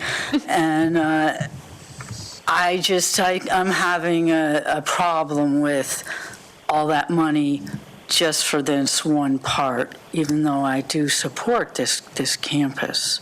So I don't know if that can be explained away, but that's my problem with it right now.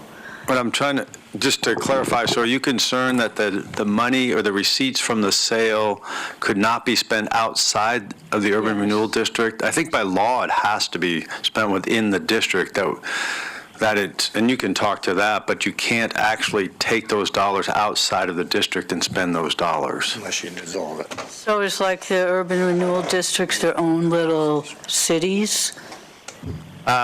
Essentially they're a geographic area, and so the dollars that are generated in those districts, such as this, stay in those districts. That's how the districts are set up, and so they invest back in those districts in infrastructure and those kinds of things. So that's how they're set up. And if we sold some land in another part of the city, it would just go to the whole city? Correct. It would fall back into the general fund. Most generally it'd go back into the general fund that way. Can be appropriated for any use within the city. Okay, thanks. Okay, Councilor Zelenka. Yeah, I like the night campus idea, and I support the concept of it, and eager to see it happen. And I have two issues that aren't actually related to that. I'm pretty sure that the parking lot, and we talked about this, Michael, I'm pretty sure that the parking lot is part of the CUP requirements for the arena's parking amount that they need to provide. And if they don't have that lot for parking, they have to come up with that somewhere else. And is the university going to build a structure to replace that parking and have it be available to meet their requirement for the Matthew Knight Arena? So you're correct. That parking lot is part of the whole calculation of available parking that's required as part of that process, the arena parking plan. There is structured parking contemplated as part of the night campus development.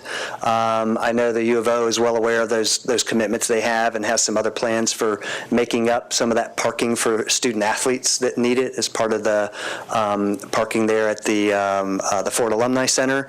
So you're correct, they would be required, if parking were to be removed from there, they would be required to show how they are still going to meet their parking obligations under the arena parking plan.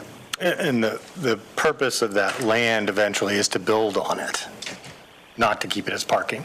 As far as we know, yes, it is to build on. So I would like, before I vote on this, I'd like to know what the university's plans are for replacing that parking to meet their CUP requirements for parking for the Matthew Knight Arena. That should be not that difficult to find out. The second issue is related to the 2010 lease agreement, and I don't recall the specifics of that agreement. Did we at that time entertain other offers for that lease? You mean when we entered into the lease in 2010? That I don't know. I see Denny saying no. And we did the lease, which is substantially different than a sale. And in that agreement, did it contemplate an exclusive first right of refusal for the sale of that property? We didn't get the agreement in our packet, so I don't know, and I would like to see that agreement. Did it have a first right of refusal in there? Or Any is you it want to just talk to that? So we were approached by the university to lease that. It was just a raw piece of land. It didn't have a parking lot at that time. grass field? They needed to create parking to support the athletic facility, the Jaquith Center. They did all the improvements and created the parking lot and so forth. There's no contemplation, first right of refusal. We don't have any obligation to sell it to them, but we did contemplate in the lease that if they did pursue purchase in the future, we agreed that their rent payments would go towards the purchase price. So that's why the appraised value is discounted by the rent that they paid. That was an agreement we had as part of the lease. But they approached us. We didn't offer it. It was just a piece of land owned by the Urban Renewal Agency at the time. And we didn't have a particular use for it. So. And when was the appraisal done? Earlier this year. Okay, so it's current. My issue doesn't have anything to do with the university nor the Knight Arena, but it does about our process. It's the same one Mike has, and we've talked about this, and we were supposed to bring this back up, which is how do we dispose of property that's public land?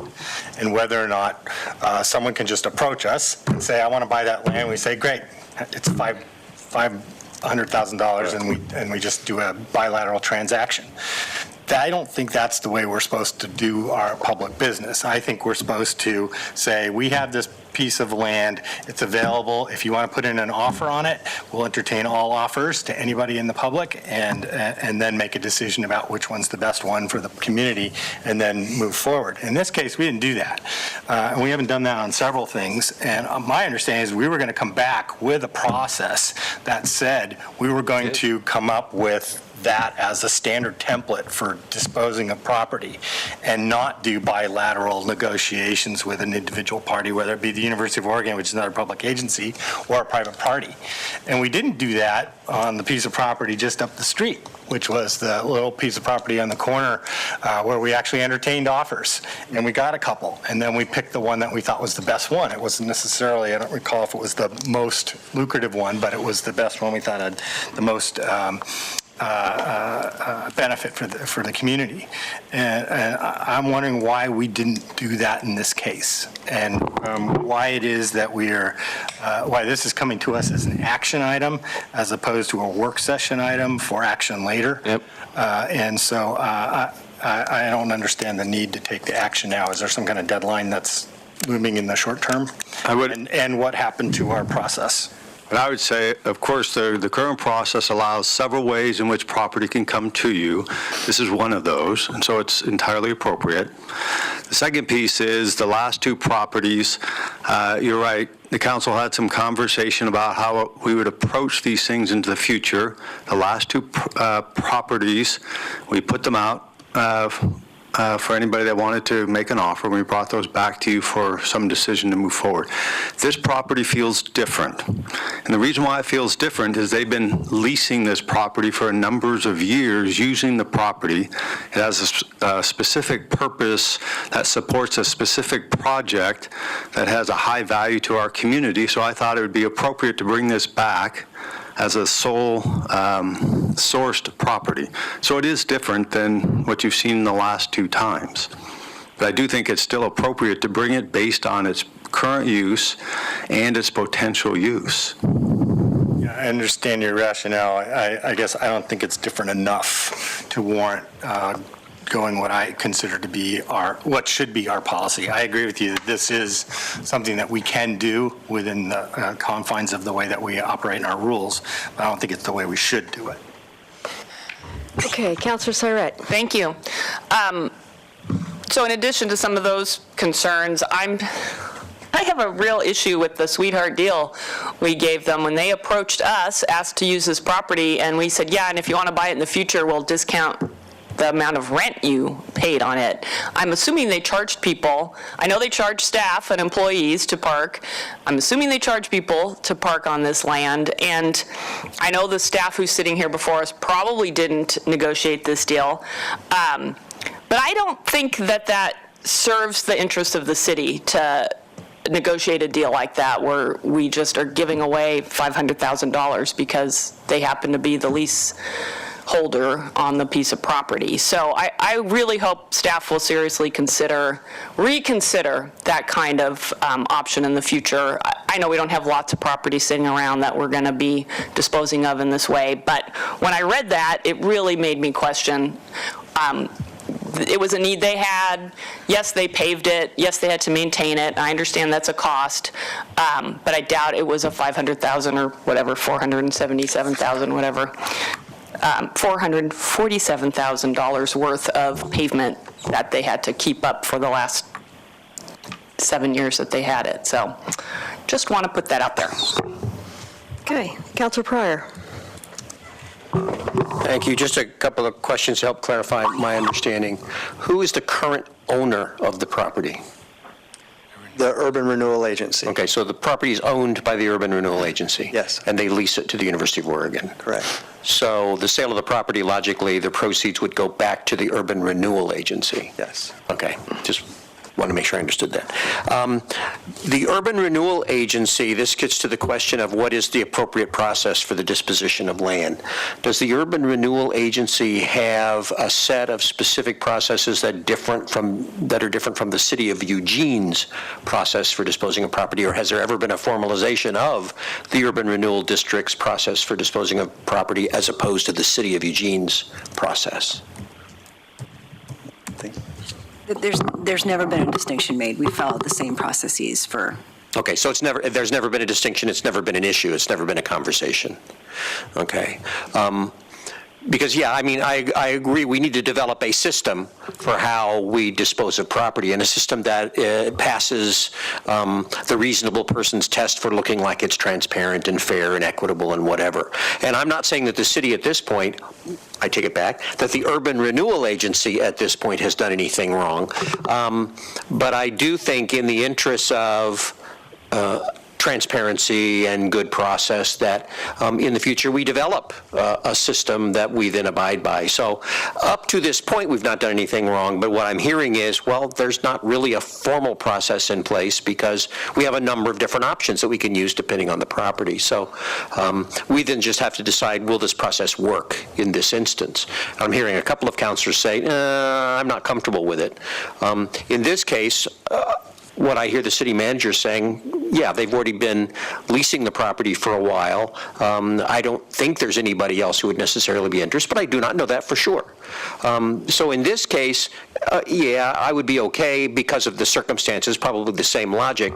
But I am also interested that we develop a system both for the Urban Renewal Agency and for the City of Eugene for the disposition of property. And the reason why I bring it up now is we have an entire riverfront development that's eventually going to be contracted, developed, and sold, and there's a lot of property there. So having that system nailed down a little more tightly for the future might not be a bad idea, especially for the Urban Renewal Agency. So this is already a long way down the road. I mean, if we were to delay it now, what would be the real payoff? Delaying it a month, delaying it a week, delaying it whatever. I would hear, well, so we can go through a bidding process, but do we think at the end of that bidding process the outcome would be any different? So I hear what you're saying, but I'm going, in this case, I don't see necessarily a big payoff delaying and waiting, but I am also cognizant of the argument I hear, well, let's develop a process that's going to look better, because we will have a lot of property that we'll be talking about later on. And it might not hurt to have the Urban Renewal Agency have that system in mind. If we sign a contract with a particular developer, how will that be accommodated? I think that's an issue. Oh, I'm running over, so I'll stop now. Right. Greg, Councilor Evans. Yeah. Is this a time-sensitive transaction for the university? I think they're undergoing the first phase of their planning, and they're looking at the second phase of their planning. So whether or not they control this site and own this site is an important part of their planning the Knight campus project. But, you know, whether 30 days makes a difference, I don't know that for sure, probably not. But I think there are some timing considerations as they're planning kind of the future of the campus. Is there something more firm than that, Denny? I mean, you know, just by past practice, as long as I've been on this council, we have had transactions like this brought to this council that have been hurry up and wait. We got to go. We got to do this now. And not a lot of conversation has been had in terms of this body, whether it's the Urban Renewal Agency or the City Council, in terms of making these kinds of transactions. I bring this up because we did this with the Bradford building. It was hurry up, we got to do it now, and we don't have any time, no wiggle room on this.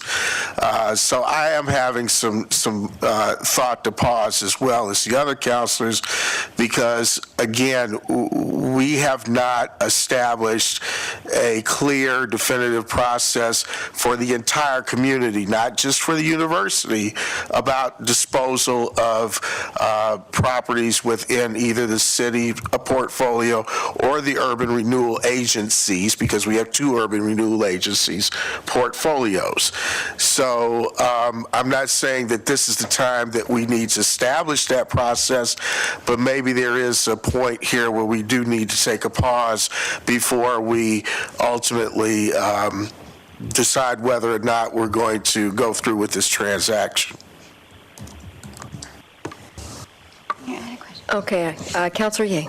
So it looks like they have I guess it was on a different slide. They have phase 1 figured out, they have phase 2 figured out, so this would be phase 3, I assume, but it looks like This would be part of the phase 2. this would be part of phase 2, but do we know what that is at anything? I mean, Use is being contemplated right now that we understand. It could be a variety of things, from research space, offices for faculty, graduate students. It could be space for other industry partners that want to be located close to the campus.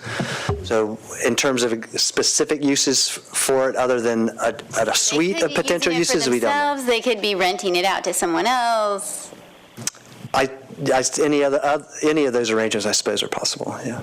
I think the part of their plan is they've been received a very generous gift, of course, from the Knights for phase 1, and their intent is to continue to fundraise beyond that gift to build out the future phases of the Knight campus. So I think they're anticipating other efforts to raise money for future phases, and they think because of the magnitude of phase 1 that they'll be able to attract other investment or donations in order to build out future phases. So it's definitely part of their planning for the Knight campus. It's more than just that phase 1. I have a couple of counselors in line for a second round, but I just want to, what I'm hearing is some clarity around the parking, replacement parking that the university might need. And then the city manager mentioned there were multiple ways in which these transactions happen, and that's not very clear to me what those multiple ways are. So I guess one possibility would be to consider to postpone this particular vote and have come back with just some of that information to be clearer, but I'll put that on the table and let the counselors in the queue, Counselor Clark and then Counselor Semple. Thank you, Mayor. I appreciate it. To respond to my friend Counselor Pryors, I don't need to necessarily take this back out to bid, this particular proposal. My reason for delay is that there are a number of questions that I still have that I just haven't had time to answer, and I don't need a big delay. I only need a little, let's push this off for a couple weeks so that we can talk about our process from this point forward, and so that I can have a chance to have some conversations that I need to have to understand things that I don't yet. But I do want to say, though, to kind of reframe what's going on here, that, again, I think this is one of the most important things our community is doing at all for the next, 50 years in our community. This is huge. And I actually think that the city and the university are moving in the direction of a closer partnership, working together as time goes on. And I'm excited about that. So I look forward to that taking place. I think this just kind of came on us pretty quick, and we're unprepared to just decide right now, and we'll do so shortly, I think. Counselor Semple. Thank you. I'm a little concerned about the lease money being a credit. And I get that the university wants this as a really wonderful opportunity for the city. I'm supportive of it. I'm not against the university buying this land. But if they have such an urge for it for offices or something, there's a possibility that some other company would like to come in and be that close to this scientific wonderland. So if we sold it to somebody else, we would get $447,000 above what the university would pay us. But I assume that if we do sell it to them, we're obligated to give them that credit. We don't know what anybody else would come in with an offer, so we don't know whether it'd be higher or lower or the same. And I would defer to our attorney if we have a already existing lease contract with certain terms. I assume that would legally bind us to adhere to those terms. Yeah. And I would just add that the credit for lease payments was directly connected to the investment that they were making, the value that they were adding to this property, because it has a whole lot more value with a paved, landscaped parking lot than it did when it was just a field. So we did contemplate, and that was part of the negotiation, is that if we sold it today, it would be worth more because of all the improvements that are on the site, and we would benefit for the improvements that they made. So that was really the thinking that went into giving them credit for the lease payments at the time. How much would it cost to put in a parking lot? Is that worth $447,000? If that's an important number, we could get that. I don't know that, but I mean, it's not insignificant with the landscaping and the drainage and all the other things that go into putting in a parking lot. You'd probably be surprised. It's a pretty expensive, but I don't know that number today. But they're probably not going to use it for a parking lot, so they'll have to dig a hole and dig up the parking lot anyway, as would potentially another buyer. So it's worth more to the university now as a parking lot, but as a sale property, if someone has to rip it up, it's actually a hindrance to their project. I understand that we're legally obligated to honor this lease and that we got value for it, but I don't see it as real value if you're going to rip up the parking lot. And because we don't have a process, we don't know if anybody else is interested or what they might pay for it. So I'm not against the university using it, but I don't want to be foolish with our assets. So I guess I would just like to kind of bring this back that we're I think looking for a clarification, not necessarily to suggest that this deal should not go through, that recognition that the Knight campus has incredible value to us as a community as well, but that the council needs some reassurance around the process. So we can bring it back at the work session at your 7:30 meeting on December 11th. Yeah, That'll be the first time that's really available. I was also thinking maybe the 27th is too soon. It looked like there might be time on the 27th of November as well. Or unless I'm looking at an old. Maybe instead of a public forum, we could do it maybe on the 7:30 at the 27th. Well, not necessarily instead of a public forum, but as our usual. Oh, I see. We got, yeah. To extend that. We could extend that. We could extend that. We could add that to that. As a second item on the 27th. Yeah, second item on the 27th. Yeah, okay. Everybody, Councilor Zelenka? Could, at that time, you also bring back a process about how we would dispose of property? Yes. Okay, does that settle need a that motion on matter? that, or is that- I don't think we need a motion. We'll just move it. We've agreed on a date. We'll just add it to the agenda, and it's clear what's needed. Okay, and we have, so that closes the Urban Renewal Agency, and now I need to reopen the City Council work session on public passenger vehicle update. Frying pan, fire. We can always have.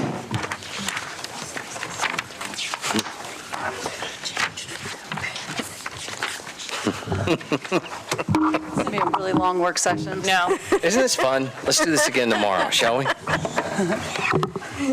That in for a long haul? No. Okay, well, that's good. So I'm Sarah Maderi, Interim Public Works Director, and I'm here with Denny Bro to just, what was intended to really not be a big work session, but instead to be kind of what I would have characterized as a living email, so we could have a living dialogue. But it was more of an update, something that was too long to go in your briefings, but not necessarily ready for a work session yet, and that's kind of what we wanted to gauge was your interest. So what we wanted to do is just give you a quick update on what's been happening around the transportation network companies, in particular Uber and Lyft, and just kind of retouch in on where you want us to potentially to go with this. So the last that the council discussed this matter as a group was a couple of years ago, and that was in relation to Uber showing up and starting business without the right permits and licenses. And as you might recall, during that time, council decided to update the code to specifically allow for this type of business to operate in Eugene, and gave us some kind of clear direction on how you wanted us to address the rules to create an even playing field. And as I went back through my notes, that term even playing field was pretty well, it was an 8-0 vote at the time. So we did that. We took the code amendments, we did the administrative rules, we held several focus groups, and what we ended up with was a set of rules that were kind of lowered some of the regulations on taxis and created a higher set of regulations than I think what Uber had said even at the time that they wanted.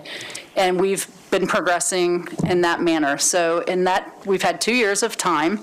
And in that 2 years, we haven't had any interest from Uber or Lyft to enter our market, partly because mostly because our rules just don't apply. And as Councilor Clark mentioned, they were assessed a civil penalty for operating without a license after we told them to stop, and they continued to do it. Our civil penalties allow, I can't remember the details off the top of my head, but it's like a $2,000 fine for the first, and then you can assess, I think it's up to $2,000 a day. So they had accrued about $150,000 worth of civil penalties that we settled with them. And the settlement said they would pay $92,000, and then if they came back and operated again, even one day without a license, they would have to pay the remaining $58,000. And so they haven't re-entered the market. And Matt Sayre actually did a pretty good job of summarizing what I think the three big things are. And it's not that there aren't other issues, but the three big issues that keep them from coming here are our insurance requirements. So we have a one-tier insurance. It's basically if you're in your car and your app on, which means you've said you're available to take a ride, we just consider you to be working. Their preferred model, and what every other city that has them in Oregon and probably across the country has adopted, is a 3-tier model, which means when they turn on the app, they have a much lower threshold for what they cover. It's like a $50,000 versus $2 million or $1 million. So it's $50,000 during that time, and once they've accepted the ride, it goes up. So we don't need to go into all of that detail right now, except that there's a difference. So we said one tier, and at the time we did this, nobody in Oregon, no one was licensing them to operate at that time. So a lot has changed. One of the things that's changed is that during that time, Uber was not the primary insurance on the first tier. It was the person's private insurance covered that first tier, and then they covered the second 2 tiers. We had a significant concern with that. Since that time, it's still a lower number, but Uber is actually the primary insurance on that first tier now, which is a little bit different than the last time we talked. So that's a big one for them. They won't come back into this market under a one-tier, one system. They just won't do it.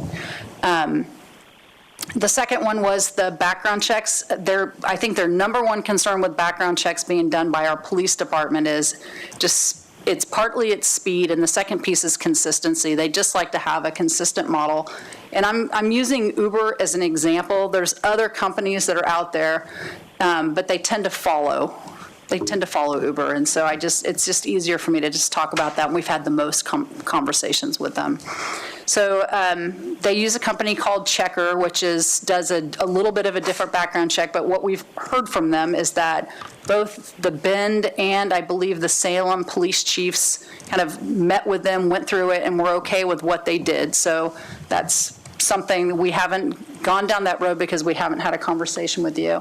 And then the last thing is the vehicle inspections, which I don't think is as big of an issue. I think the insurance piece is the biggest one, but the vehicle inspections, we do those inspections, or we send somebody to a shop to do that, and we just make sure it's done. And Uber, most transportation network companies want to do that with their own way. So in like Portland, they contract with 3 Jiffy Lubes that do those 17-point service checks.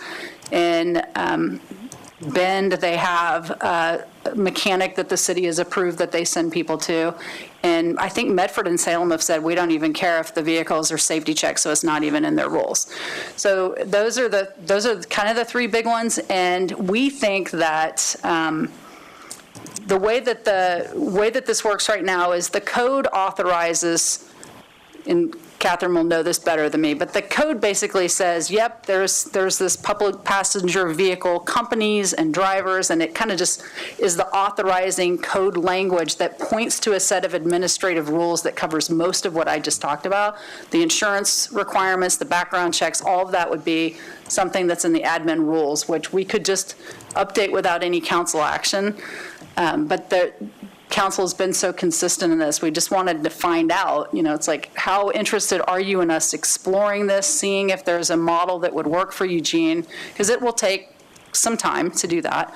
And then there's a possibility, based on how the background checks happen, there's a possibility we may actually need to do a code amendment, because part of the issue is around, are we tracking, are we not tracking the drivers? Do we have their information and their numbers? And if there's just something that we might have to do a small code amendment depending on how negotiations went with one of these companies.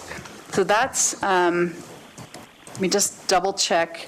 I guess I would say we have talked, so the leadership at Uber has shifted since we had this conversation, and it had started to shift. In fact, almost right after the council took the vote, they had kind of overhauled the people working in Oregon and shifted their approach to being much more collaborative with municipalities.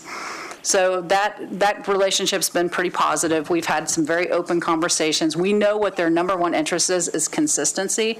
And in big cities, this is important because they're sometimes going, like, for example, I took a Lyft ride when I was in San Antonio, and this Lyft driver in San Antonio was getting ready to head to Houston, as were all of them, to pick up riders for the World Series.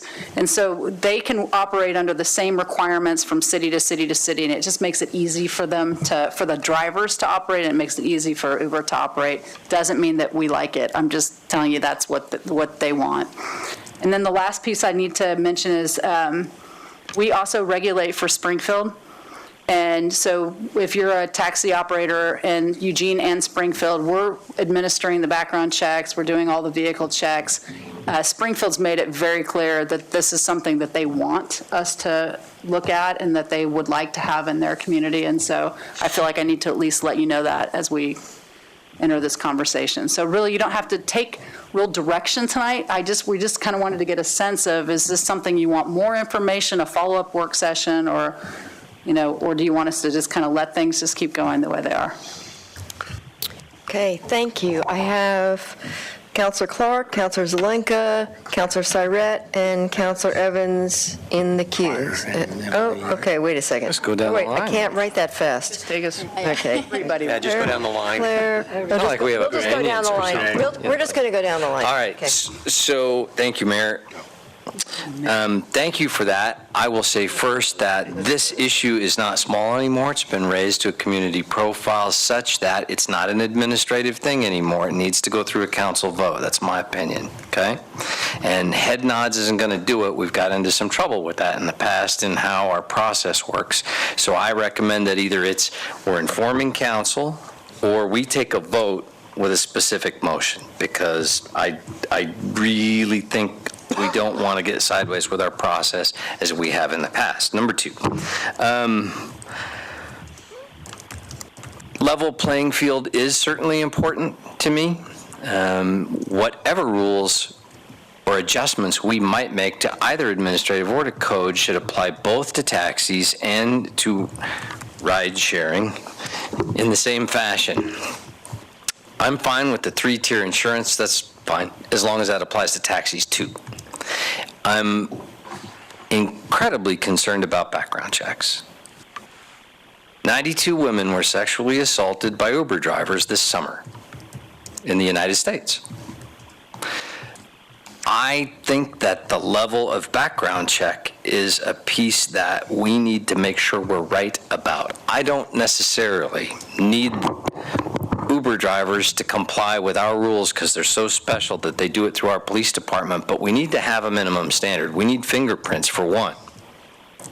I am someone who, in my professional life, had to be fingerprinted for my license recently. It took all of 3 minutes. I went down to the UPS store and put my hand on the little screen, and they sent it electronically in. It's not complicated, and technology is our friend in this particular way. It's not difficult. So having fingerprinting as a part of that is important to me. And is my support for this. That's the piece that's most important to me is public safety. On the car piece, I'm fine with where you will take that. But I recognize that we need to move forward as technology and innovates and the culture innovates with how we want to deal with this. I'm great with that. But please do me the favor. Find out and come back to us and tell us what it is that Uber was willing to live with in New York because they complied with their rules without breaking them. And I would be very interested to know what it was they said they could do there. Thank you. If it's okay with you, Council, we're just going to work our way all the way across. So, Councilor Syrett? Sure, thank you. Well, I am glad to hear Uber staff in Oregon is better to deal with now than they were, which, isn't such a big lift since they were pretty much jerks when they were here before. I couldn't come up with a more politically correct word there, sorry. I really appreciate the grid showing what other jurisdictions have done. I am not interested in lowering our standards, particularly around safety, in order to make these companies happy. We wouldn't agree to do that for a manufacturing company that came to town or any other type of business that tried to insist it was special and therefore warrants special accommodations. So I would expect that any regulations we create to support the TNCs, as they are referred to here, what does that stand for again? Transport network companies would apply to our current licensed taxis as well. And so for me, the background check is the bottom line. Because we would then be saying all of our taxi companies don't need to follow the background check we've had them do since, I'm assuming since we implemented our licensing regime here in Eugene. And as far as I know, it has worked to keep our community members safe when they are picked up by someone on the curbside at 2 a.m. because they don't want to drive drunk. And so I'm also okay with the insurance, the different tiered insurance. I would want more information about the vehicle inspection piece, but for me, the criminal background check is a non-starter in terms of us changing that standard. And then just on a couple of other items, I do think we need, as a city, to find a much easier way for folks to file complaints about our current licensed taxis. I know some people who are very savvy and asked me, how do I do that? And I said, well, you should be able to find it on the city's website, and they could not, for the life of them, find a place to file a complaint. And I know that the cab companies have notices up in the cabs, but you can't always read those when, it might be dark. And then the second thing is, I was very concerned about the last public comment we had tonight and about the pretty significant upcharge that folks who use wheelchairs are facing, and also the limited supply of vehicles to transport them when needed. But I don't know if there's something we could look at in our regulations around, because that's an ADA issue, and, there needs to be parity, and folks shouldn't be treated differently because they have to use a wheelchair. We noted that in the comments too, so we'll look into it. Okay, Councilor Ye. Thank you. I really, this chart was very helpful to get the conversation started in my head, and I do talk to myself, so yeah, it's a conversation in my head. But you get answers? So you asked us what we would like. Yeah, I do. You asked us what we wanted you to bring back next time. So what I would appreciate is if we're able to do a check on the background check. You mentioned some police chiefs have looked at it, but we haven't. So if we could, I don't know if there's time if we could look into that and get a report back about, how we feel about what they're doing. And also, if we were to adopt some of these changes, and we were looking at doing it for taxi companies as well, like what that would look like, I guess, like how could we level the playing field and how realistic that would be very helpful to me. I appreciate some of the comments about the fingerprinting, and I did not realize how easy it was, so I'm glad someone had some firsthand experience, not pun unintended, firsthand experience on that. And but the rest of this stuff, I feel like is very doable. I think we can get there. So thank you. Okay, Councilor Zelenka. Yeah, I had the opportunity to have a breakfast meeting with some folks from the tech community, Matt and a couple other folks, and to talk about this issue, and I understand their concerns. I do still get quite a few complaints about the taxi company wait times in Eugene. And not an unsubstantial number. I guess 2 years ago when we were doing this, we were out in front of most people, in front of almost everybody, and we asked the rideshare companies to do 3 simple safety things. One was to provide adequate insurance so no uninsured drivers or motorists were on the road, and 2 was criminal background checks by our police department so we knew our citizens were going to be safe, and 3, that the vehicles were inspected so we knew that they were safe out on the road. Pretty simple stuff, but we got a lot of pushback. I've used rideshare in other cities, and I don't. And I like the speed, the convenience, the price, and paying by credit card and having all that done beforehand and knowing who the driver is and seeing it, all that. I like the app and all that kind of stuff, so I've used it. I don't like their business model. I don't like their labor model, and I don't like their labor practices for at least for Uber. Having said all that, on the insurance issue, we were told that some of the insurance companies would not insure drivers when they were in that limbo on the app but don't have a rider, so that we had uninsured motorists. But since then, the market's evolved, new products are become available, the rules have are evolved in other jurisdictions. The insurance requirement isn't at the same level as what we originally required, but it's at the level of the state minimum requirement.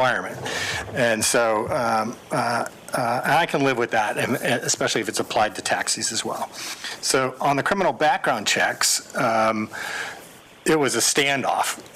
No, we would do it between us and Uber, and so they wouldn't budge. But since they now do third-party checks, and it's not our police department, but I'd be interested in finding out more about the third-party checks, see if it's acceptable. I don't understand their issue with ours.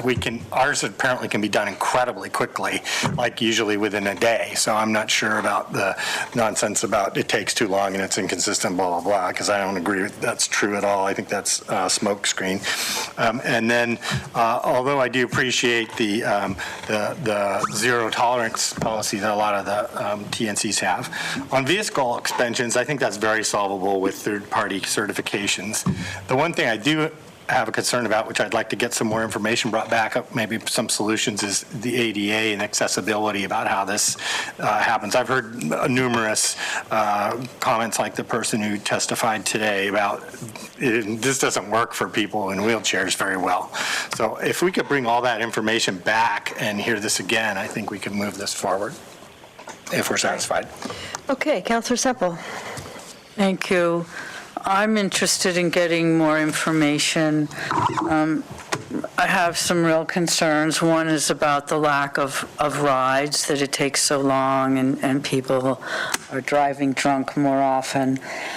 So we need that, but I'm also wanting to be very protective of our established taxi drivers, and they have some legitimate concerns. And I agree that if we make any changes, they need to be equitable for both types of businesses.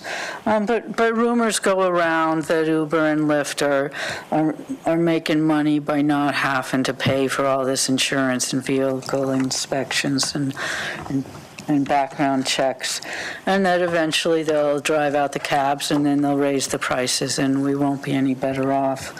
I don't know if that's true or not, but it's a concern because I want to protect people who are already employed here to a safety standard that we agree on. And who knows what Uber and Lyft will do, but I want to exercise some caution, both to give our residents more options for transportation. I think it's great if less people own cars, and this would help. But I'm not willing to risk the safety, and 92 sexual molestations is 92 too many. So I'd like more information. Okay. Councilor Evans. Thank you, Mayor. I've got a question for you.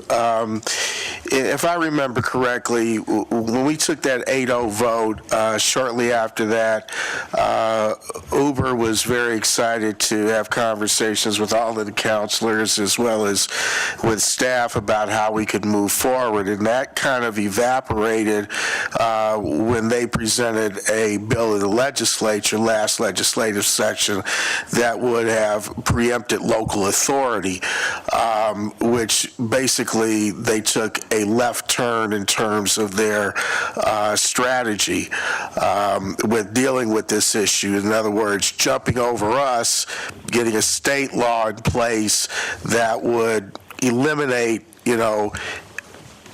any kind of authority that we would have had to regulate them locally. To your knowledge, is that still, that bill failed, but is that still a strategy that you are aware of that's in play? I haven't been told that, but that's something we can look into and bring back as part of the rest of this information. I haven't gotten that sense from them. I think the strategy, if you look at how it's playing out, is they're just taking cities at a time. So it's Portland and Salem, Corvallis, Bend, Medford will start on December 1st. So it's just, and when I say Bend, it's, if you actually open the app, it's Central Oregon. It goes from the top of the Cascades to far beyond Bend. They have big areas. Same with Corvallis. It's kind of mid-Willamette or upper Willamette Valley. Yeah, my biggest concern, and I've used Uber in other cities, just like Councilors of Lincoln, other people here have done it the same way, is the business practices and the way that they have taken tax to go around us and not tried to negotiate in a straight-up manner with the city. I kind of feel that that may still be their intent. However, I don't want to subscribe to something that accused them of trying to manipulate the system. But I think it's really important for us to come to, if we are going to allow them to operate in Eugene, Springfield, that we come to some kind of resolution in which they can adequately meet our community standards. I think that is important. And local preemption is not exactly something that I'm in favor of, because if we start doing that, then we might as well throw all of our municipal regulations out the window. Then there's nothing that we will have to regulate. And there won't be community standards of practice that we will, have companies or individuals to adhere to. Everything will be, it'll be pointless for us to sit up here on this dais. Really. So, I think that I'm willing to entertain this conversation, but I'm willing to entertain it in a fair and balanced format. Okay, Councilor Pryor. Thank you. My interests have always been and continue to be in passenger and driver safety and even playing field. I mean, those are my interests. And whatever we need to do to be able to provide for this service and still meet passenger driver safety and an even playing field is fine with me. And it sounds like, interestingly, we're surprisingly close. Sounds like we're actually pretty close. There's a few issues that still need to be worked out, but we're getting closer. And I agree, they were jerks 2 years ago. And I don't know the degree to which all the jerks have been purged, or quite a few of them have, or whether we're still dealing with jerks. It's important to me to not let the emotion cloud the outcome. And so I have to work to go, I don't want this to be an emotional choice for me. I want to really stick with passenger safety and even playing field. And I have to deal with a lot of unpleasant people in the course of doing this work. That's part of what the work is. And you have to be able to move beyond that to what you want to accomplish. And I have to keep reminding myself to do it. It sounds like with regard to the insurance, the playing field has changed. And it sounds like we're really close to being able to find something that doesn't compromise on our side, but does fit with their model more. So that one is actually less of a concern for me. It sounds like we're real close there. With regard to inspections, same thing. I want to ensure when a passenger gets into the car, the seat belts work and that the car's not going to explode. And if a third party needs to do that, or if somebody else needs to do it, sounds like there's a system in place to assure us that the car operates safely and that there's working seat belts. So it doesn't have to be me that does it, but somebody reasonable has to do it. Which gets to the third point. Does it have to be a police background inspection, or can it be an adequate background inspection? Check. And for me, to ensure passenger safety, it has to be an adequate background check. And so like others here, I want to hear back information on the adequacy of the background check system that's currently in place. How well is it working? I mean, if I'm hearing about a lot of assaults going on, does that mean the background check system is working or not working, or what could be done to make it work better? As we often know in state law, we could create a higher standard, which means anybody who met the higher standard in Eugene would be golden anywhere else. So it wouldn't actually create a problem anywhere else. I don't know if the fingerprinting system works that well or not. When I had to do the electronic, it didn't work quite that fast. It was a little bit more challenging. But nevertheless, I'd like the information back, and it seems like the key one for me will be adequate background checks. I think the insurance and the inspection piece we're pretty darn close to. And the last point, if you'll indulge me a couple of seconds, I heard a couple of people speak tonight about being in place for New Year's Eve. I don't know if that's possible or not, but back to the notion of safety, if there's a lot of drunk people out on New Year's Eve who can't get a cab,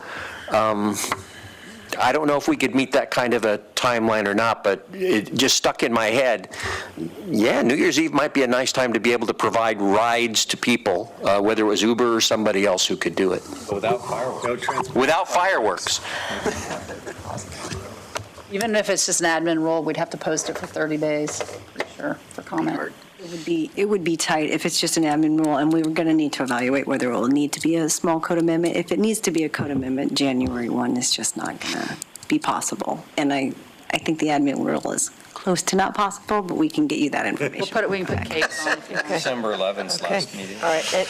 Councilor Surratt, you have another I just want to point out maybe the obvious. We might go through all this work, do our best, decide we're not going to bend to their particular desires, but do our best to create a playing field that they can come here and operate. And they may choose not to come here and operate. And that would not be on us. So I think that needs to be clear, that at some point, people should be lobbying Uber and Lyft to come here, rather than lobbying us to allow them to do that. Okay, so I guess what I'm hearing, we need another work session on this. Wait, there's more. That's right, Dawn. That's right, that's right. So I think we're done for now. Thank you all very much for your endurance. And